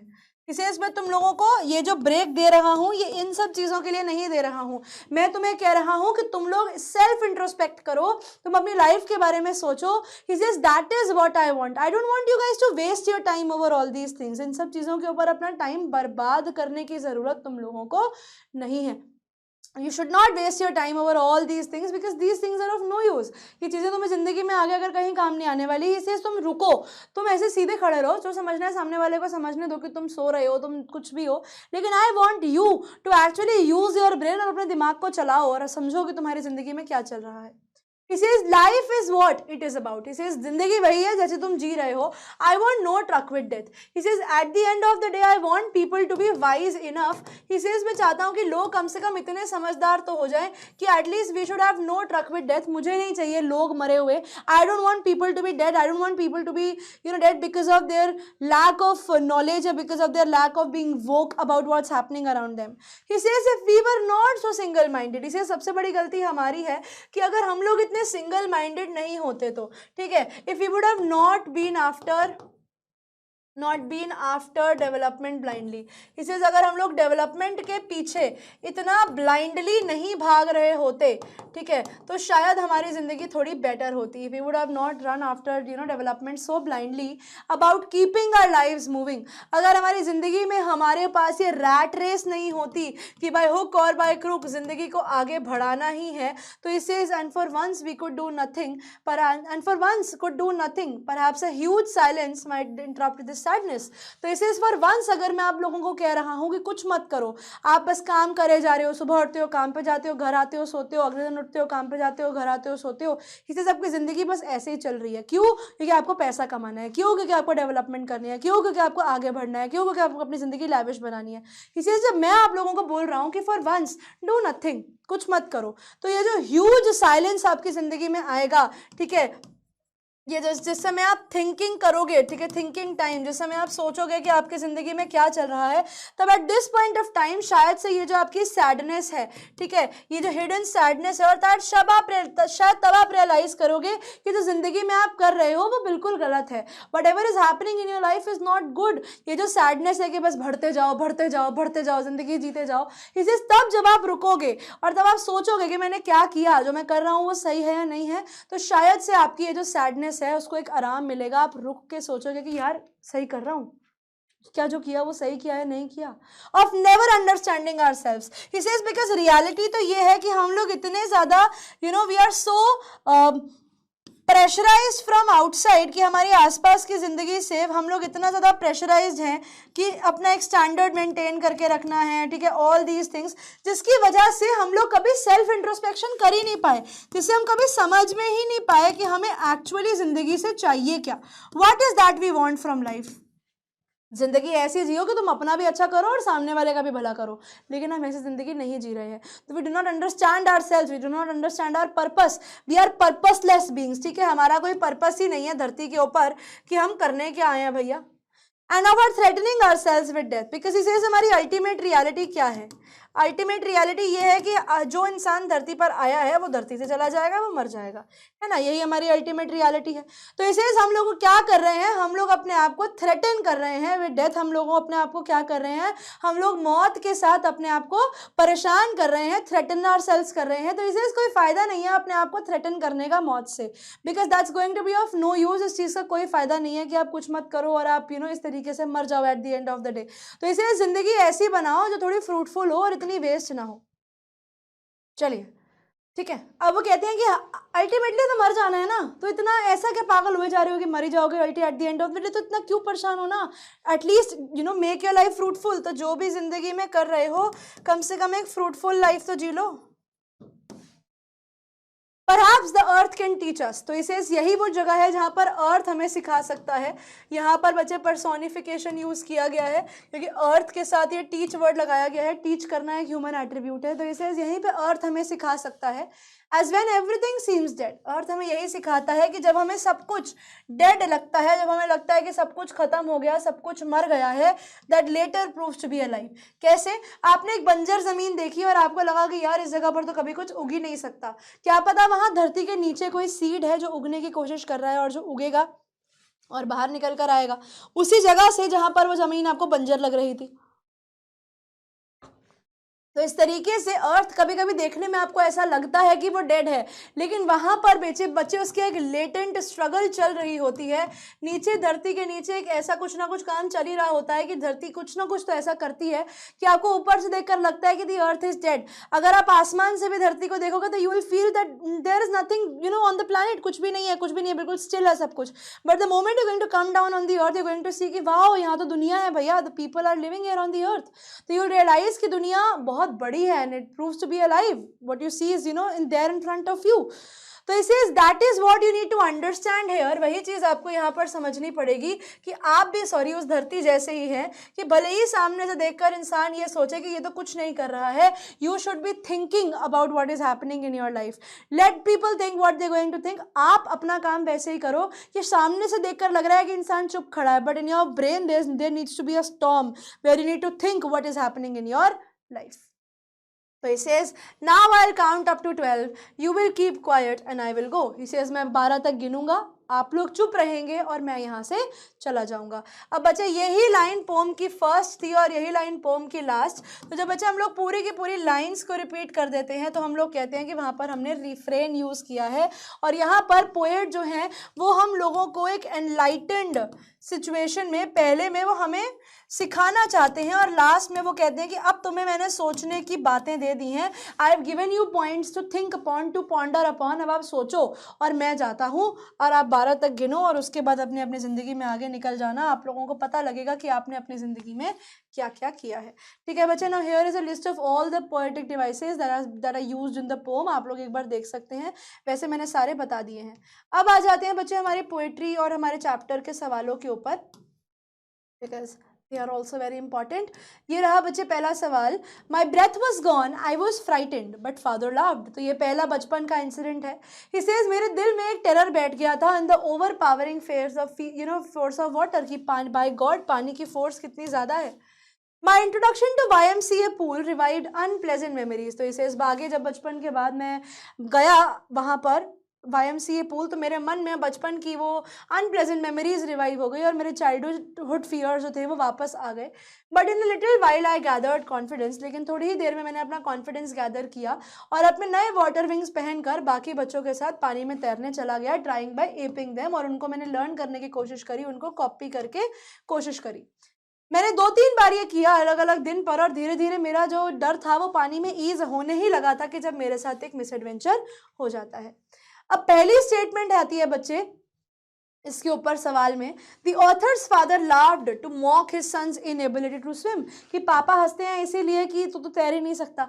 लेकिन नहीं, पापा मजाक बनाने के लिए नहीं हंसे थे, जैसे हमारे पेरेंट्स नहीं करते, अरे बेटा चींटी मर गई, बेटा चींटी मर गई, कुछ नहीं होता कुछ नहीं होता। वो उसके पेरेंट इसीलिए हंसे थे। तो ये स्टेटमेंट बिल्कुल गलत है। The author wanted to swim just to prove his father that he can swim। तो ये दोनों स्टेटमेंट्स गलत हैं बच्चे, और वो ऑप्शन नंबर सी में है कि both of the statements cannot be inferred। ये दोनों स्टेटमेंट्स आप यहाँ से इन्फर नहीं कर सकते हो। My introduction to YMCA pool revived unpleasant memories and stirred childhood fears. वो कहते हैं मेरे मन में YMCA pool जाकर वो बचपन की मेमोरीज वापस आ गई और वो चाइल्डहुड फियर्स वापस आ गए. इट कैन बी इन्फर्ड कि बच्चे ये एक क्लियर केस है रिप्रेशन का, यानी आपके मन में कुछ ऐसे इमोशंस थे जो आने लगे हैं, कुछ ऐसे इमोशंस हैं जो रिपीट होने लगे हैं, जो वापस आने लगे हैं, रिवाइव होने लगे हैं. उन्हीं इमोशंस की बात यहाँ पर बच्चे की गई है. The misadventure that took place right after the author felt uncomfortable was that कि उसको एक बच्चे ने पानी के अंदर फेंक दिया था just for the sake of fun, जिसकी वजह से he had almost a near to death experience. ठीक है. अब यहाँ पर आता है बच्चे वाटर विंग्स. क्या चीज़ उसने यूज़ करी थी? उसने बोला कि मैंने वाटर विंग्स पहने थे. तो ऑप्शन नंबर 4 आपके क्वेश्चन का सही जवाब होगा. अब इस पे कुछ सवालों को देखते हैं बच्चे. 2 क्वेश्चंस आप लोगों के होमवर्क के लिए हैं. ऐसे कौन से 2 इंसिडेंट्स थे बच्चे डगलस की अर्ली लाइफ के अंदर जिसने उसके मन में पानी की एक एवर्जन क्रिएट कर दी? तो बच्चे सबसे पहला इंसिडेंट था जब डगलस 3 से 4 साल का था. अपने फादर के साथ वो बीच पे जाता है कैलिफोर्निया में. वहां पर पानी की वेव के नीचे he was knocked down by a overpowering या स्ट्रॉन्ग वेव एंड देखा जाए तो he was almost buried under water, जिसकी वजह से ही गॉट ब्रेथलेस. एंड क्योंकि अपने फादर की टांग उसने पकड़ी हुई थी तो वो बच गया, but still he was quite frightened with the incident that happened with him in the childhood. Second incident तब हुआ जब वो 10 से 11 साल का था और एक big bully of a boy ने उसको पानी के डीप एंड में फेंक दिया था YMCA पूल में. वहां पर वो सरफेस पर नहीं आ पा रहा था in spite of all his efforts और वो बहुत ज़्यादा पैनिकी हो गया था. ये 2 इंसिडेंट्स थे जिसने डगलस को स्केयर्ड ऑफ वाटर, या एक वर्ड आप लोग लिख सकते हो एवर्स ऑफ वाटर, कर दिया था. He had kind of a hatred या he had a kind of aversion from water. उसे पानी अच्छा नहीं लगता था. Why did Douglas prefer to go to YMCA pool to learn swimming? अब बेटा इसमें YMCA pool की तारीफ भी करोगे और जो याकीमा रिवर है उसके नुकसान के बारे में भी बताओगे. तो बेटा डगलस के अकॉर्डिंग YMCA pool एक सेफर ऑप्शन था याकीमा रिवर से. रिवर जो थी वो बहुत डीप थी और हमेशा उसमें से केसेस आते रहते थे कि लोग डूब गए हैं उसके अंदर. एंड अगेंस्ट इट अगर देखा जाए YMCA pool तो उसकी डेप्थ भी अनसर्टेन थी. पूल अगर देखा जाए तो वो उसे 2 से 3 फीट डीप था शैलो एंड के ऊपर और डेप्थ उसकी जो थी वो 9 फीट थी एट द डीपर एंड. साथ ही साथ बच्चे उसका जो ड्रॉप था वो ग्रेजुअल था, यानी जो पूल का स्लोप था वो ग्रेजुअल था and Douglas could rely on it. Plus ये एक सेफर इन्वायरमेंट थी और यहाँ पर लोग भी होंगे, पीपल अराउंड हिम, और यहाँ पर उसके आसपास लोग भी होंगे तो उसके लिए तैरना थोड़ा सा आसान हो जाएगा. इसीलिए ओवर याकीमा रिवर उसने YMCA पूल को चूज किया था. What are the series of emotion and fear that Douglas experienced as he was thrown into the pool? तो यहाँ पर बच्चे आप तीनों को शॉर्ट में बताओगे. सबसे पहले मैं बताओगे that Douglas was out of his wits but not as scared. he was scared but yet not out of his wits. कि Douglas डरा हुआ था लेकिन अभी भी अपने होशो हवास से बाहर नहीं था, अभी भी he was okay, situation manageable थी. सेकेंड केस के अंदर he was seized by a stark terror और तीसरी बारी में his body became peaceful because he had lost his consciousness because he was under the water for a long time. Hello, I am under the water. वही वाली बात हो गई. When Douglas was thrown into the pool, he did not lose heart and planned to push himself up with all his force. ये उसका plan था. ठीक है, he was frightened yet he was alert. He thought that once he could come to the surface, he would paddle to the edge of the pool.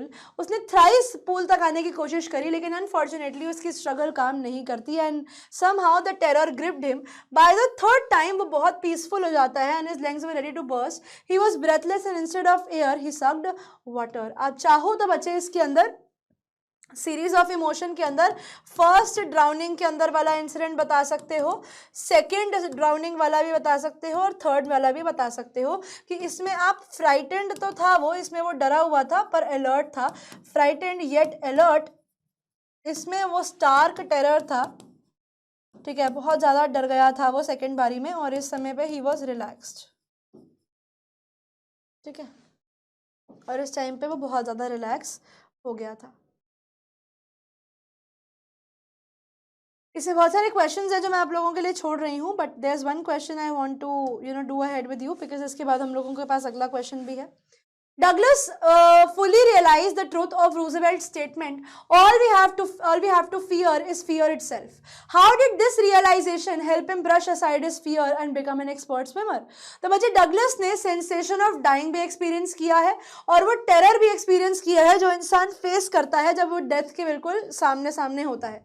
तो उनके मन में जो स्ट्रॉन्ग विल, हार्ड डिटर्मिनेशन और जो करेज और टॉयल थी, यानी उनकी ऑनेस्ट लेबर, उनका जो हार्डवर्क था, यही वो चीज़ें थी जिसकी वजह से वो अपने मन के टेरर को अपने मन से निकाल पाए.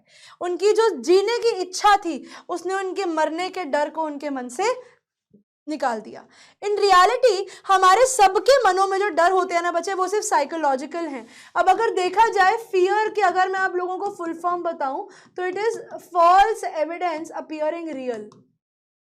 ठीक है, ये वो चीज़ें हैं जो हम लोगों को लगता है कि मानो सच होंगी लेकिन एक्चुअली सच होती नहीं है.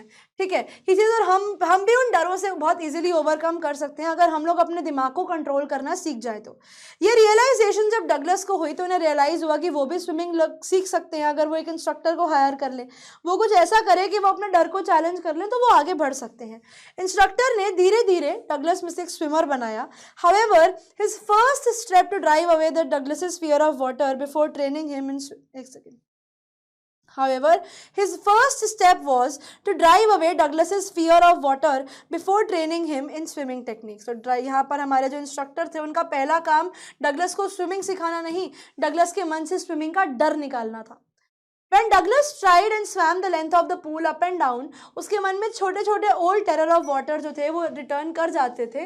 तो इसीलिए वो लेक वेंटवर्थ गया, ट्रिग्स आइलैंड गया, 2 माइल स्टैम्पैक्ट आइलैंड गया और फाइनली ही वाज सर्टेन कि अब तो भैया मैंने अपने मन से पानी का डर निकाल लिया है, क्योंकि वो एक्चुअली वाइल्ड वाटर्स के अंदर भी तैर कर अगर आ गया है, अगर वो इतने खतरनाक पानी में तैर कर आ गया है तो डेफिनेटली अब तो पानी का डर मन से खत्म हो ही जाना था.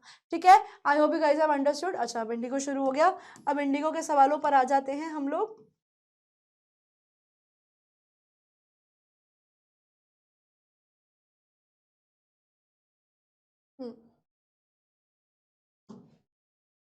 They had merely heard that Mahatma, who wanted to help him, was in trouble with the authorities. Their spontaneous demonstration in thousands around the courthouse was the beginning of their liberation. ये मोती हरी के time की बात है. From the fear of the British. Officials को पहली बार powerless लगा गांधी जी के कोऑपरेशन के बिना, बिकॉज गांधी जी ने उन्हें क्राउड को रेगुलेट करने में हेल्प कराया. महात्मा गांधी बहुत पोलाइट थे और फ्रेंडली थे. वो उन्हें कॉन्क्रीट प्रूफ दिखा रहे थे कि उनकी जो माइट है, जो ब्रिटिशर्स की पावर है, हिदर टू जो अभी तक ड्रेडेड थी, जिससे लोग डरते थे और अनक्वेश्चन थी, हम उसे चैलेंज कर सकते हैं, इंडियंस चैलेंज कर सकते हैं. और गवर्नमेंट बहुत शॉक्ड थी इस चीज़ को लेकर. तो जो ऑपोजिट टीम का प्रोसिक्यूटर था उसने जज को ये भी बोला कि भैया पोस्टपोन कर दो केस को, लेकिन अथॉरिटीज़ ने बोला कि भैया हमें हमारे सुपीरियर से बात करनी पड़ेगी. The official felt powerless because यहाँ पर Gandhi ji, the crowd was only listening to Gandhi ji, क्योंकि crowd सिर्फ महात्मा गांधी की बात सुन रहे थे और किसी की भी नहीं. The demonstration proved that the policies of British had failed. नहीं, the dread instilled in the heart of Indians had begun to lessen, कि लोगों के मनों में जो डर बिठा रखा था वो धीरे धीरे कम होना शुरू हो गया था. Which style of those given below is used from the author when he says apparently the authorities wish to consult their superiors? तो यहाँ पर वो कहते हैं कि authorities को अपने superior से बात करनी थी. अब बात यह है कि भैया कोर्ट से ऊपर कौन superior हो सकता है? That is the ultimate level of power. तो उससे ऊपर कौन है? तो यहाँ पर ये यही दिखाता है, ये चीज़ हमें यही शो करती है that this is the level of hypocrisy. या this is the level of sarcasm जो इस बात में दिखाया गया है कि इवन दे नीड अथॉरिटी. तो दिस इज द आयरनी कि सबसे बड़ी अथॉरिटी को भी अपनी सुपीरियर से पूछने की जरूरत पड़ेगी. Option number C. ठीक है, and the last question, Gandhiji's behaviour towards the British prior to the proposal of postponement of trial was that of polite helpfulness. Mahatma Gandhi उनकी हेल्प कर रहे थे, लेकिन जब उन्होंने बोला कि भैया ट्रायल कैंसिल कर दो तो वो गुस्से में आ गए कि क्यों ट्रायल कैंसिल कर दो, मैं इतनी मुश्किल से यहाँ पर आया हूँ, ट्रायल आज ही होगा. You can not delay the justice because justice delayed is justice denied. Why did Gandhiji feel that taking Champaran case to court was useless? Mahatma Gandhi को ऐसा क्यों लगता है कि अगर मैं चंपारण के केस को कोर्ट लेकर जाऊंगा तो वो बकवास हो जाए, कोई फायदा नहीं होगा? क्योंकि जब गांधी जी को पता लगता है कि पीजेंट्स जो हैं वो बहुत परेशानी में हैं एंड जब उनसे बात करी जाती है, from his discussion with the lawyers he came to the conclusion कि पुअर पीजेंट्स जो हैं वो इतने ज़्यादा क्रश्ड और इतने ज़्यादा डरे हुए हैं कि इस केस के अंदर लॉ कोर्ट्स उनकी कोई मदद नहीं कर सकते, बिकॉज ऑब्वियसली वो उनसे एक तो इतना ज़्यादा पैसा चार्ज कर रहे हैं, प्लस कोई बेनिफिट भी नहीं दे रहे हैं। गोइंग टू के कोर्ट जो है वो इन्हें ओवर बर्डन कर रहा है, एंड ये जो हैवी लिटिगेशन एक्सपेंसेस है, जो बहुत हाई कॉस्ट है इनकी केसेस की, उसकी वजह से they are overburdened by it. उनको जो चाहिए एक्चुअली वो ये है कि उनको डर से बाहर निकाला जाए। कोर्ट इस चीज़ में उनकी कोई मदद नहीं कर रहा है, तो तुम एक काम करो, तुम कोर्ट जाओ ही मत, बिकॉज इससे एक चीज़ ये भी होगी कि तुम कोर्ट जाओगे ही नहीं, उनको कुछ पैसा मिलेगा ही नहीं, they are not going to do anything then. How did Champaran peasants react when they heard that Mahatma had come to help them? तो जब चंपारण peasants को पता लगता है कि कोई महात्मा आए हैं उनकी मदद करने के लिए, मोतीहरी के अंदर लोग लार्ज नंबर में आने लगे। थाउजेंड्स ऑफ पीजेंट्स जो थे उन्होंने एक डिमॉन्स्ट्रेशन करी कोर्ट के बाहर, जब महात्मा गांधी को कोर्ट में प्रेजेंट होना था। क्राउड इतना अनकंट्रोलेबल हो गया था कि ऑफिशियल्स को इतना पावरलेस फील होने लगा कि उन्होंने महात्मा गांधी की हेल्प लेनी पड़ी उस क्राउड को हैंडल करने के लिए, यानी रेगुलेट करने के लिए। रेगुलेट का मतलब होता है हैंडल। समझ में आया? Another very important question is कि महात्मा गांधी ने चार्ल्स फरीर एंड्रयूज के यहाँ पर स्टे को डिनाई क्यों कर दिया, या गांधी जी का जो चार्ल्स फरीर एंड्रयूज का स्टे इन चंपारण था उसके अगेंस्ट वो क्यों थे? तो चार्ल्स फरीर एंड्रयूज जो थे बच्चे, वो एक इंग्लिश पैसिफिस्ट थे और महात्मा गांधी के डिसाइपल फॉलोअर भी थे। तो यहाँ पर लॉयर्स ने ये आइडिया लाया कि भैया आप एक इंग्लिशमैन एंड्रयूज को यहाँ रख लो, ताकि वो, क्योंकि जस्ट बिकॉज कि वो एक ब्रिटिशर है तो वो हमारे कॉज में हमें बहुत हेल्प कर सकता है ब्रिटिशर्स को फाइट करने में against Champaran, just because he is a britisher. पर गांधी जी जो थे वो इस आइडिया के अगेंस्ट थे, बिकॉज उन्हें ये लगा कि अगर वो एक इंग्लिशमैन को अपने ही टीम में रख लेंगे तो वो उनकी वीकनेस दिखाएगा कि हम लोग इतने वीक थे कि हमें खुद ब्रिटिशर्स की ज़रूरत पड़ी उन्हें को हमारे देश से निकालने के लिए। तो वो कहते हैं कि जस्ट बिकॉज हमारा कॉज जस्ट है, हम जिस चीज़ के लिए लड़ रहे हैं वो सही चीज़ है, और अगर हमें जीतना होगा तो हम अपनी मर्जी से जीतेंगे, हम अपने आप पे हिम्मत रख के, हम अपने आप पे ट्रस्ट रख कर जीतेंगे, उसके लिए हमें किसी आउटसाइडर की ज़रूरत नहीं है। यहाँ पे इस तरीके से महात्मा गांधी लोगों को सेल्फ रिलायंस सिखाते हैं, इसीलिए वो कहते हैं कि तुम्हें अपना काम करना है, खुद करो, you need not depend on anybody else for your survival. आपको अपने सर्वाइवल के लिए, अपनी विक्ट्री के लिए किसी और पर डिपेंड होने की जरूरत नहीं है। ठीक है,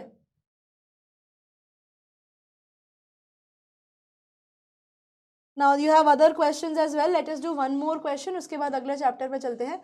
the battle of Champaran is one. Mahatma Gandhi ने ये लाइन क्यों बोली? तो बच्चे, जब महात्मा गांधी बेल लेकर वापस आते हैं तब लॉयर्स जो थे उन्होंने महात्मा गांधी से पूछा कि महात्मा गांधी ने लॉयर से पूछा कि अगर मैं अरेस्ट हो गया तो तुम क्या करोगे? लॉयर्स ने बोला कि वो लोग घर चले जाएंगे अगर महात्मा गांधी का अरेस्ट हो जाता है। लेकिन उनको जल्दी से ही अपनी मिस्टेक रियलाइज हो जाती है कि हम लोग यहाँ रहकर पीजेंट्स की मदद नहीं कर रहे, महात्मा गांधी इतने दूर से इनकी मदद करने आए हैं, तो वो एक बड़ी शेमफुल डिजर्शन हो जाएगी।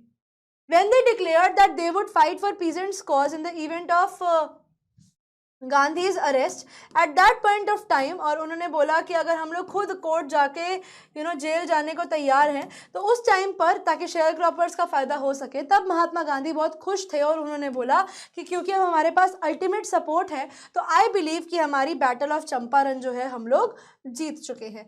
And you need to remember this point बच्चे, because all these questions are really very important. अब आते हैं बच्चे अगली लाइन की तरफ। For once on the face of the earth से लेकर सडन स्ट्रेंजनेस तक की लाइन है कि for once on the face of the earth, let's not speak in any language, let's stop for 1 second and not move our arms so much. I hope ये poem अब आपको समझ में आ गई है, because I'm just reading through the lines. It would be an exotic moment, without rush, without engines, we would all be together in a sudden strangeness. अब इस बात के ऊपर क्या क्वेश्चंस आते हैं? तो यहाँ पर बच्चे लेट्स वर्ड क्यों यूज़ किया गया है? क्योंकि यहाँ पर ये लेट्स जो है बच्चे, ये एक लार्जर कॉल टू ह्यूमैनिटी को दिखाता है। ये दिखाता है कि हर इंसान को आगे बढ़ना चाहिए इस चीज़ के कॉज में आने के लिए। मार्गरेट एटवुड ने एक बार एक लाइन बोली थी, language divides us into fragments, I want it to be whole. वो कहती है कि लैंग्वेज मुझे डिवाइड करती है पार्ट्स में, मैं पूरा बनना चाहती हूँ। तो आपको स्टेटमेंट बतानी है जो करेक्टली कमेंट करती है relationship between Margaret Atwood's words and the line from the above extract, let's not speak in any language. Atwood जो है वो एंडोर्स करती है नेरूडाज आइडिया। अब देखो बच्चे, एंडोर्स करने का मतलब होता है एडवर्टाइज करना। तो अभी ये मुझे ओके लग रहा है, मैं इसे कंसिडर करके चलती हूँ। Atwood justifies Neruda's request to not to engage in any speaking, not engage in any speaking. मुझे लगता है ये वाला भी ऑप्शन सही है, बिकॉज वो जस्टिफाई कर रही है। एटवुड अंडरमाइंस नेरूराज इंटेंट, नहीं, अंडरमाइन तो वो नहीं कर रही हैं, वो अगेंस्ट नहीं जा रही हैं, और सरेंडर भी नहीं कर रही हैं।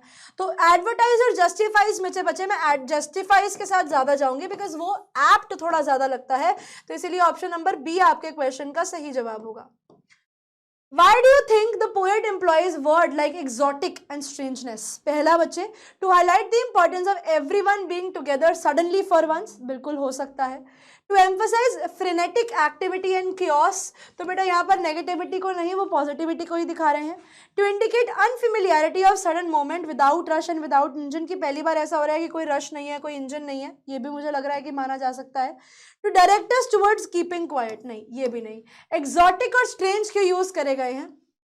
बिकॉज बच्चे यहाँ पर अनफिमिलियरिटी दिखाने के लिए, इंपॉर्टेंस नहीं है बच्चे, देखो यहाँ पर ट्रिगर वर्ड इंपॉर्टेंस है, इंपॉर्टेंस नहीं दिखा रहे हैं, वो अनफिमिलियरिटी दिखा रहे हैं कि बड़ी रेयर, बड़े ही सडन मोमेंट होगा अगर ऐसा कुछ हो रहा है तो, ठीक है, something of this sort is actually happening around us, ठीक है।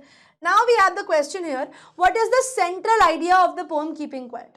तो बच्चे central idea of the poem keeping quiet is introspection, कि आप अपने आप को जज करो और रेट्रोस्पेक्ट करो कि जो एक्शंस आप कर रहे हो वेदर वो सही है या नहीं है। आप अपने आप को भी समझो और सामने वाले को भी समझो, ये सेंट्रल आइडिया है इस पोएम का, बिकॉज यहाँ पर आप कर रहे हो सोल सर्चिंग, आप अंडरस्टैंड करने की कोशिश कर रहे हो कि जो भी एक्शंस आप कर रहे हो वो सही है या नहीं है, बिकॉज ये जो एक्शंस हैं it will lead to the establishment of peace and mutual understanding. इस तरीके से आप अपने मन में भी और सामने वाले के मन में भी एक पीस और म्यूचुअल अंडरस्टैंडिंग क्रिएट करोगे, ताकि अलग अलग रेस जो है वर्ल्ड के अंदर वो सारे यूनिटी और ब्रदरहुड के साथ रह सके। तो ये पोम जो है बेसिकली बच्चे ये एक यूनिवर्सल ब्रदरहुड को शो करती है, ठीक है, ये कहती है कि आपको दुनिया के अंदर एक दूसरे को लेकर प्यार जो है वो होना चाहिए।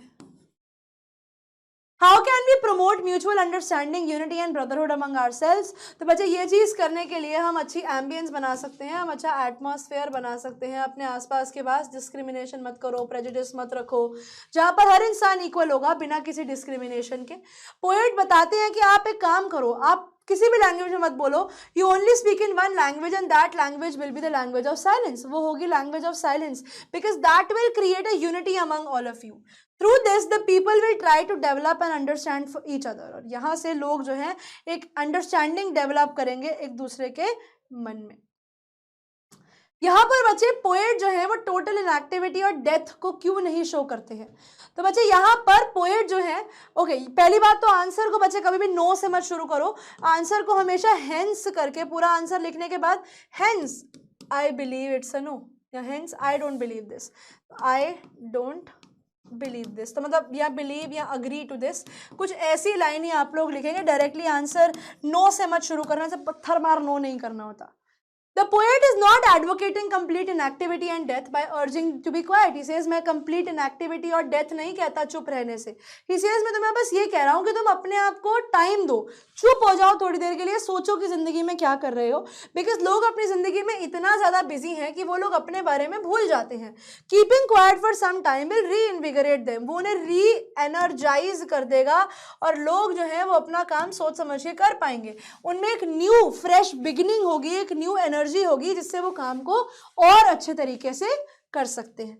ठीक है भाई, समझ में आ गया? एंड इसी के साथ बच्चे हमारा लेक्चर जो है वो खत्म हो जाता है, जिसमें हमने सक्सेसफुली फाइनली तीनों टॉपिक्स कर लिए हैं। अगली क्लास बच्चे मैंने आप लोगों को बता ही दी है, on the face of it के साथ साथ रीडिंग कॉम्प्रीहेंशन जो आपका लास्ट टॉपिक था उसको भी मैं कल ही कराऊंगी, बिकॉज ऑब्वियसली हमारा लेक्चर का ड्यूरेशन, हमारे पास टाइम कम और सिलेबस अभी भी थोड़ा सा बच रहा है, तो जो सिंगल लेसन है, why to waste a lecture in completing this one lecture of 40 minutes, why not go ahead with 2 topics and complete the time limit of the class.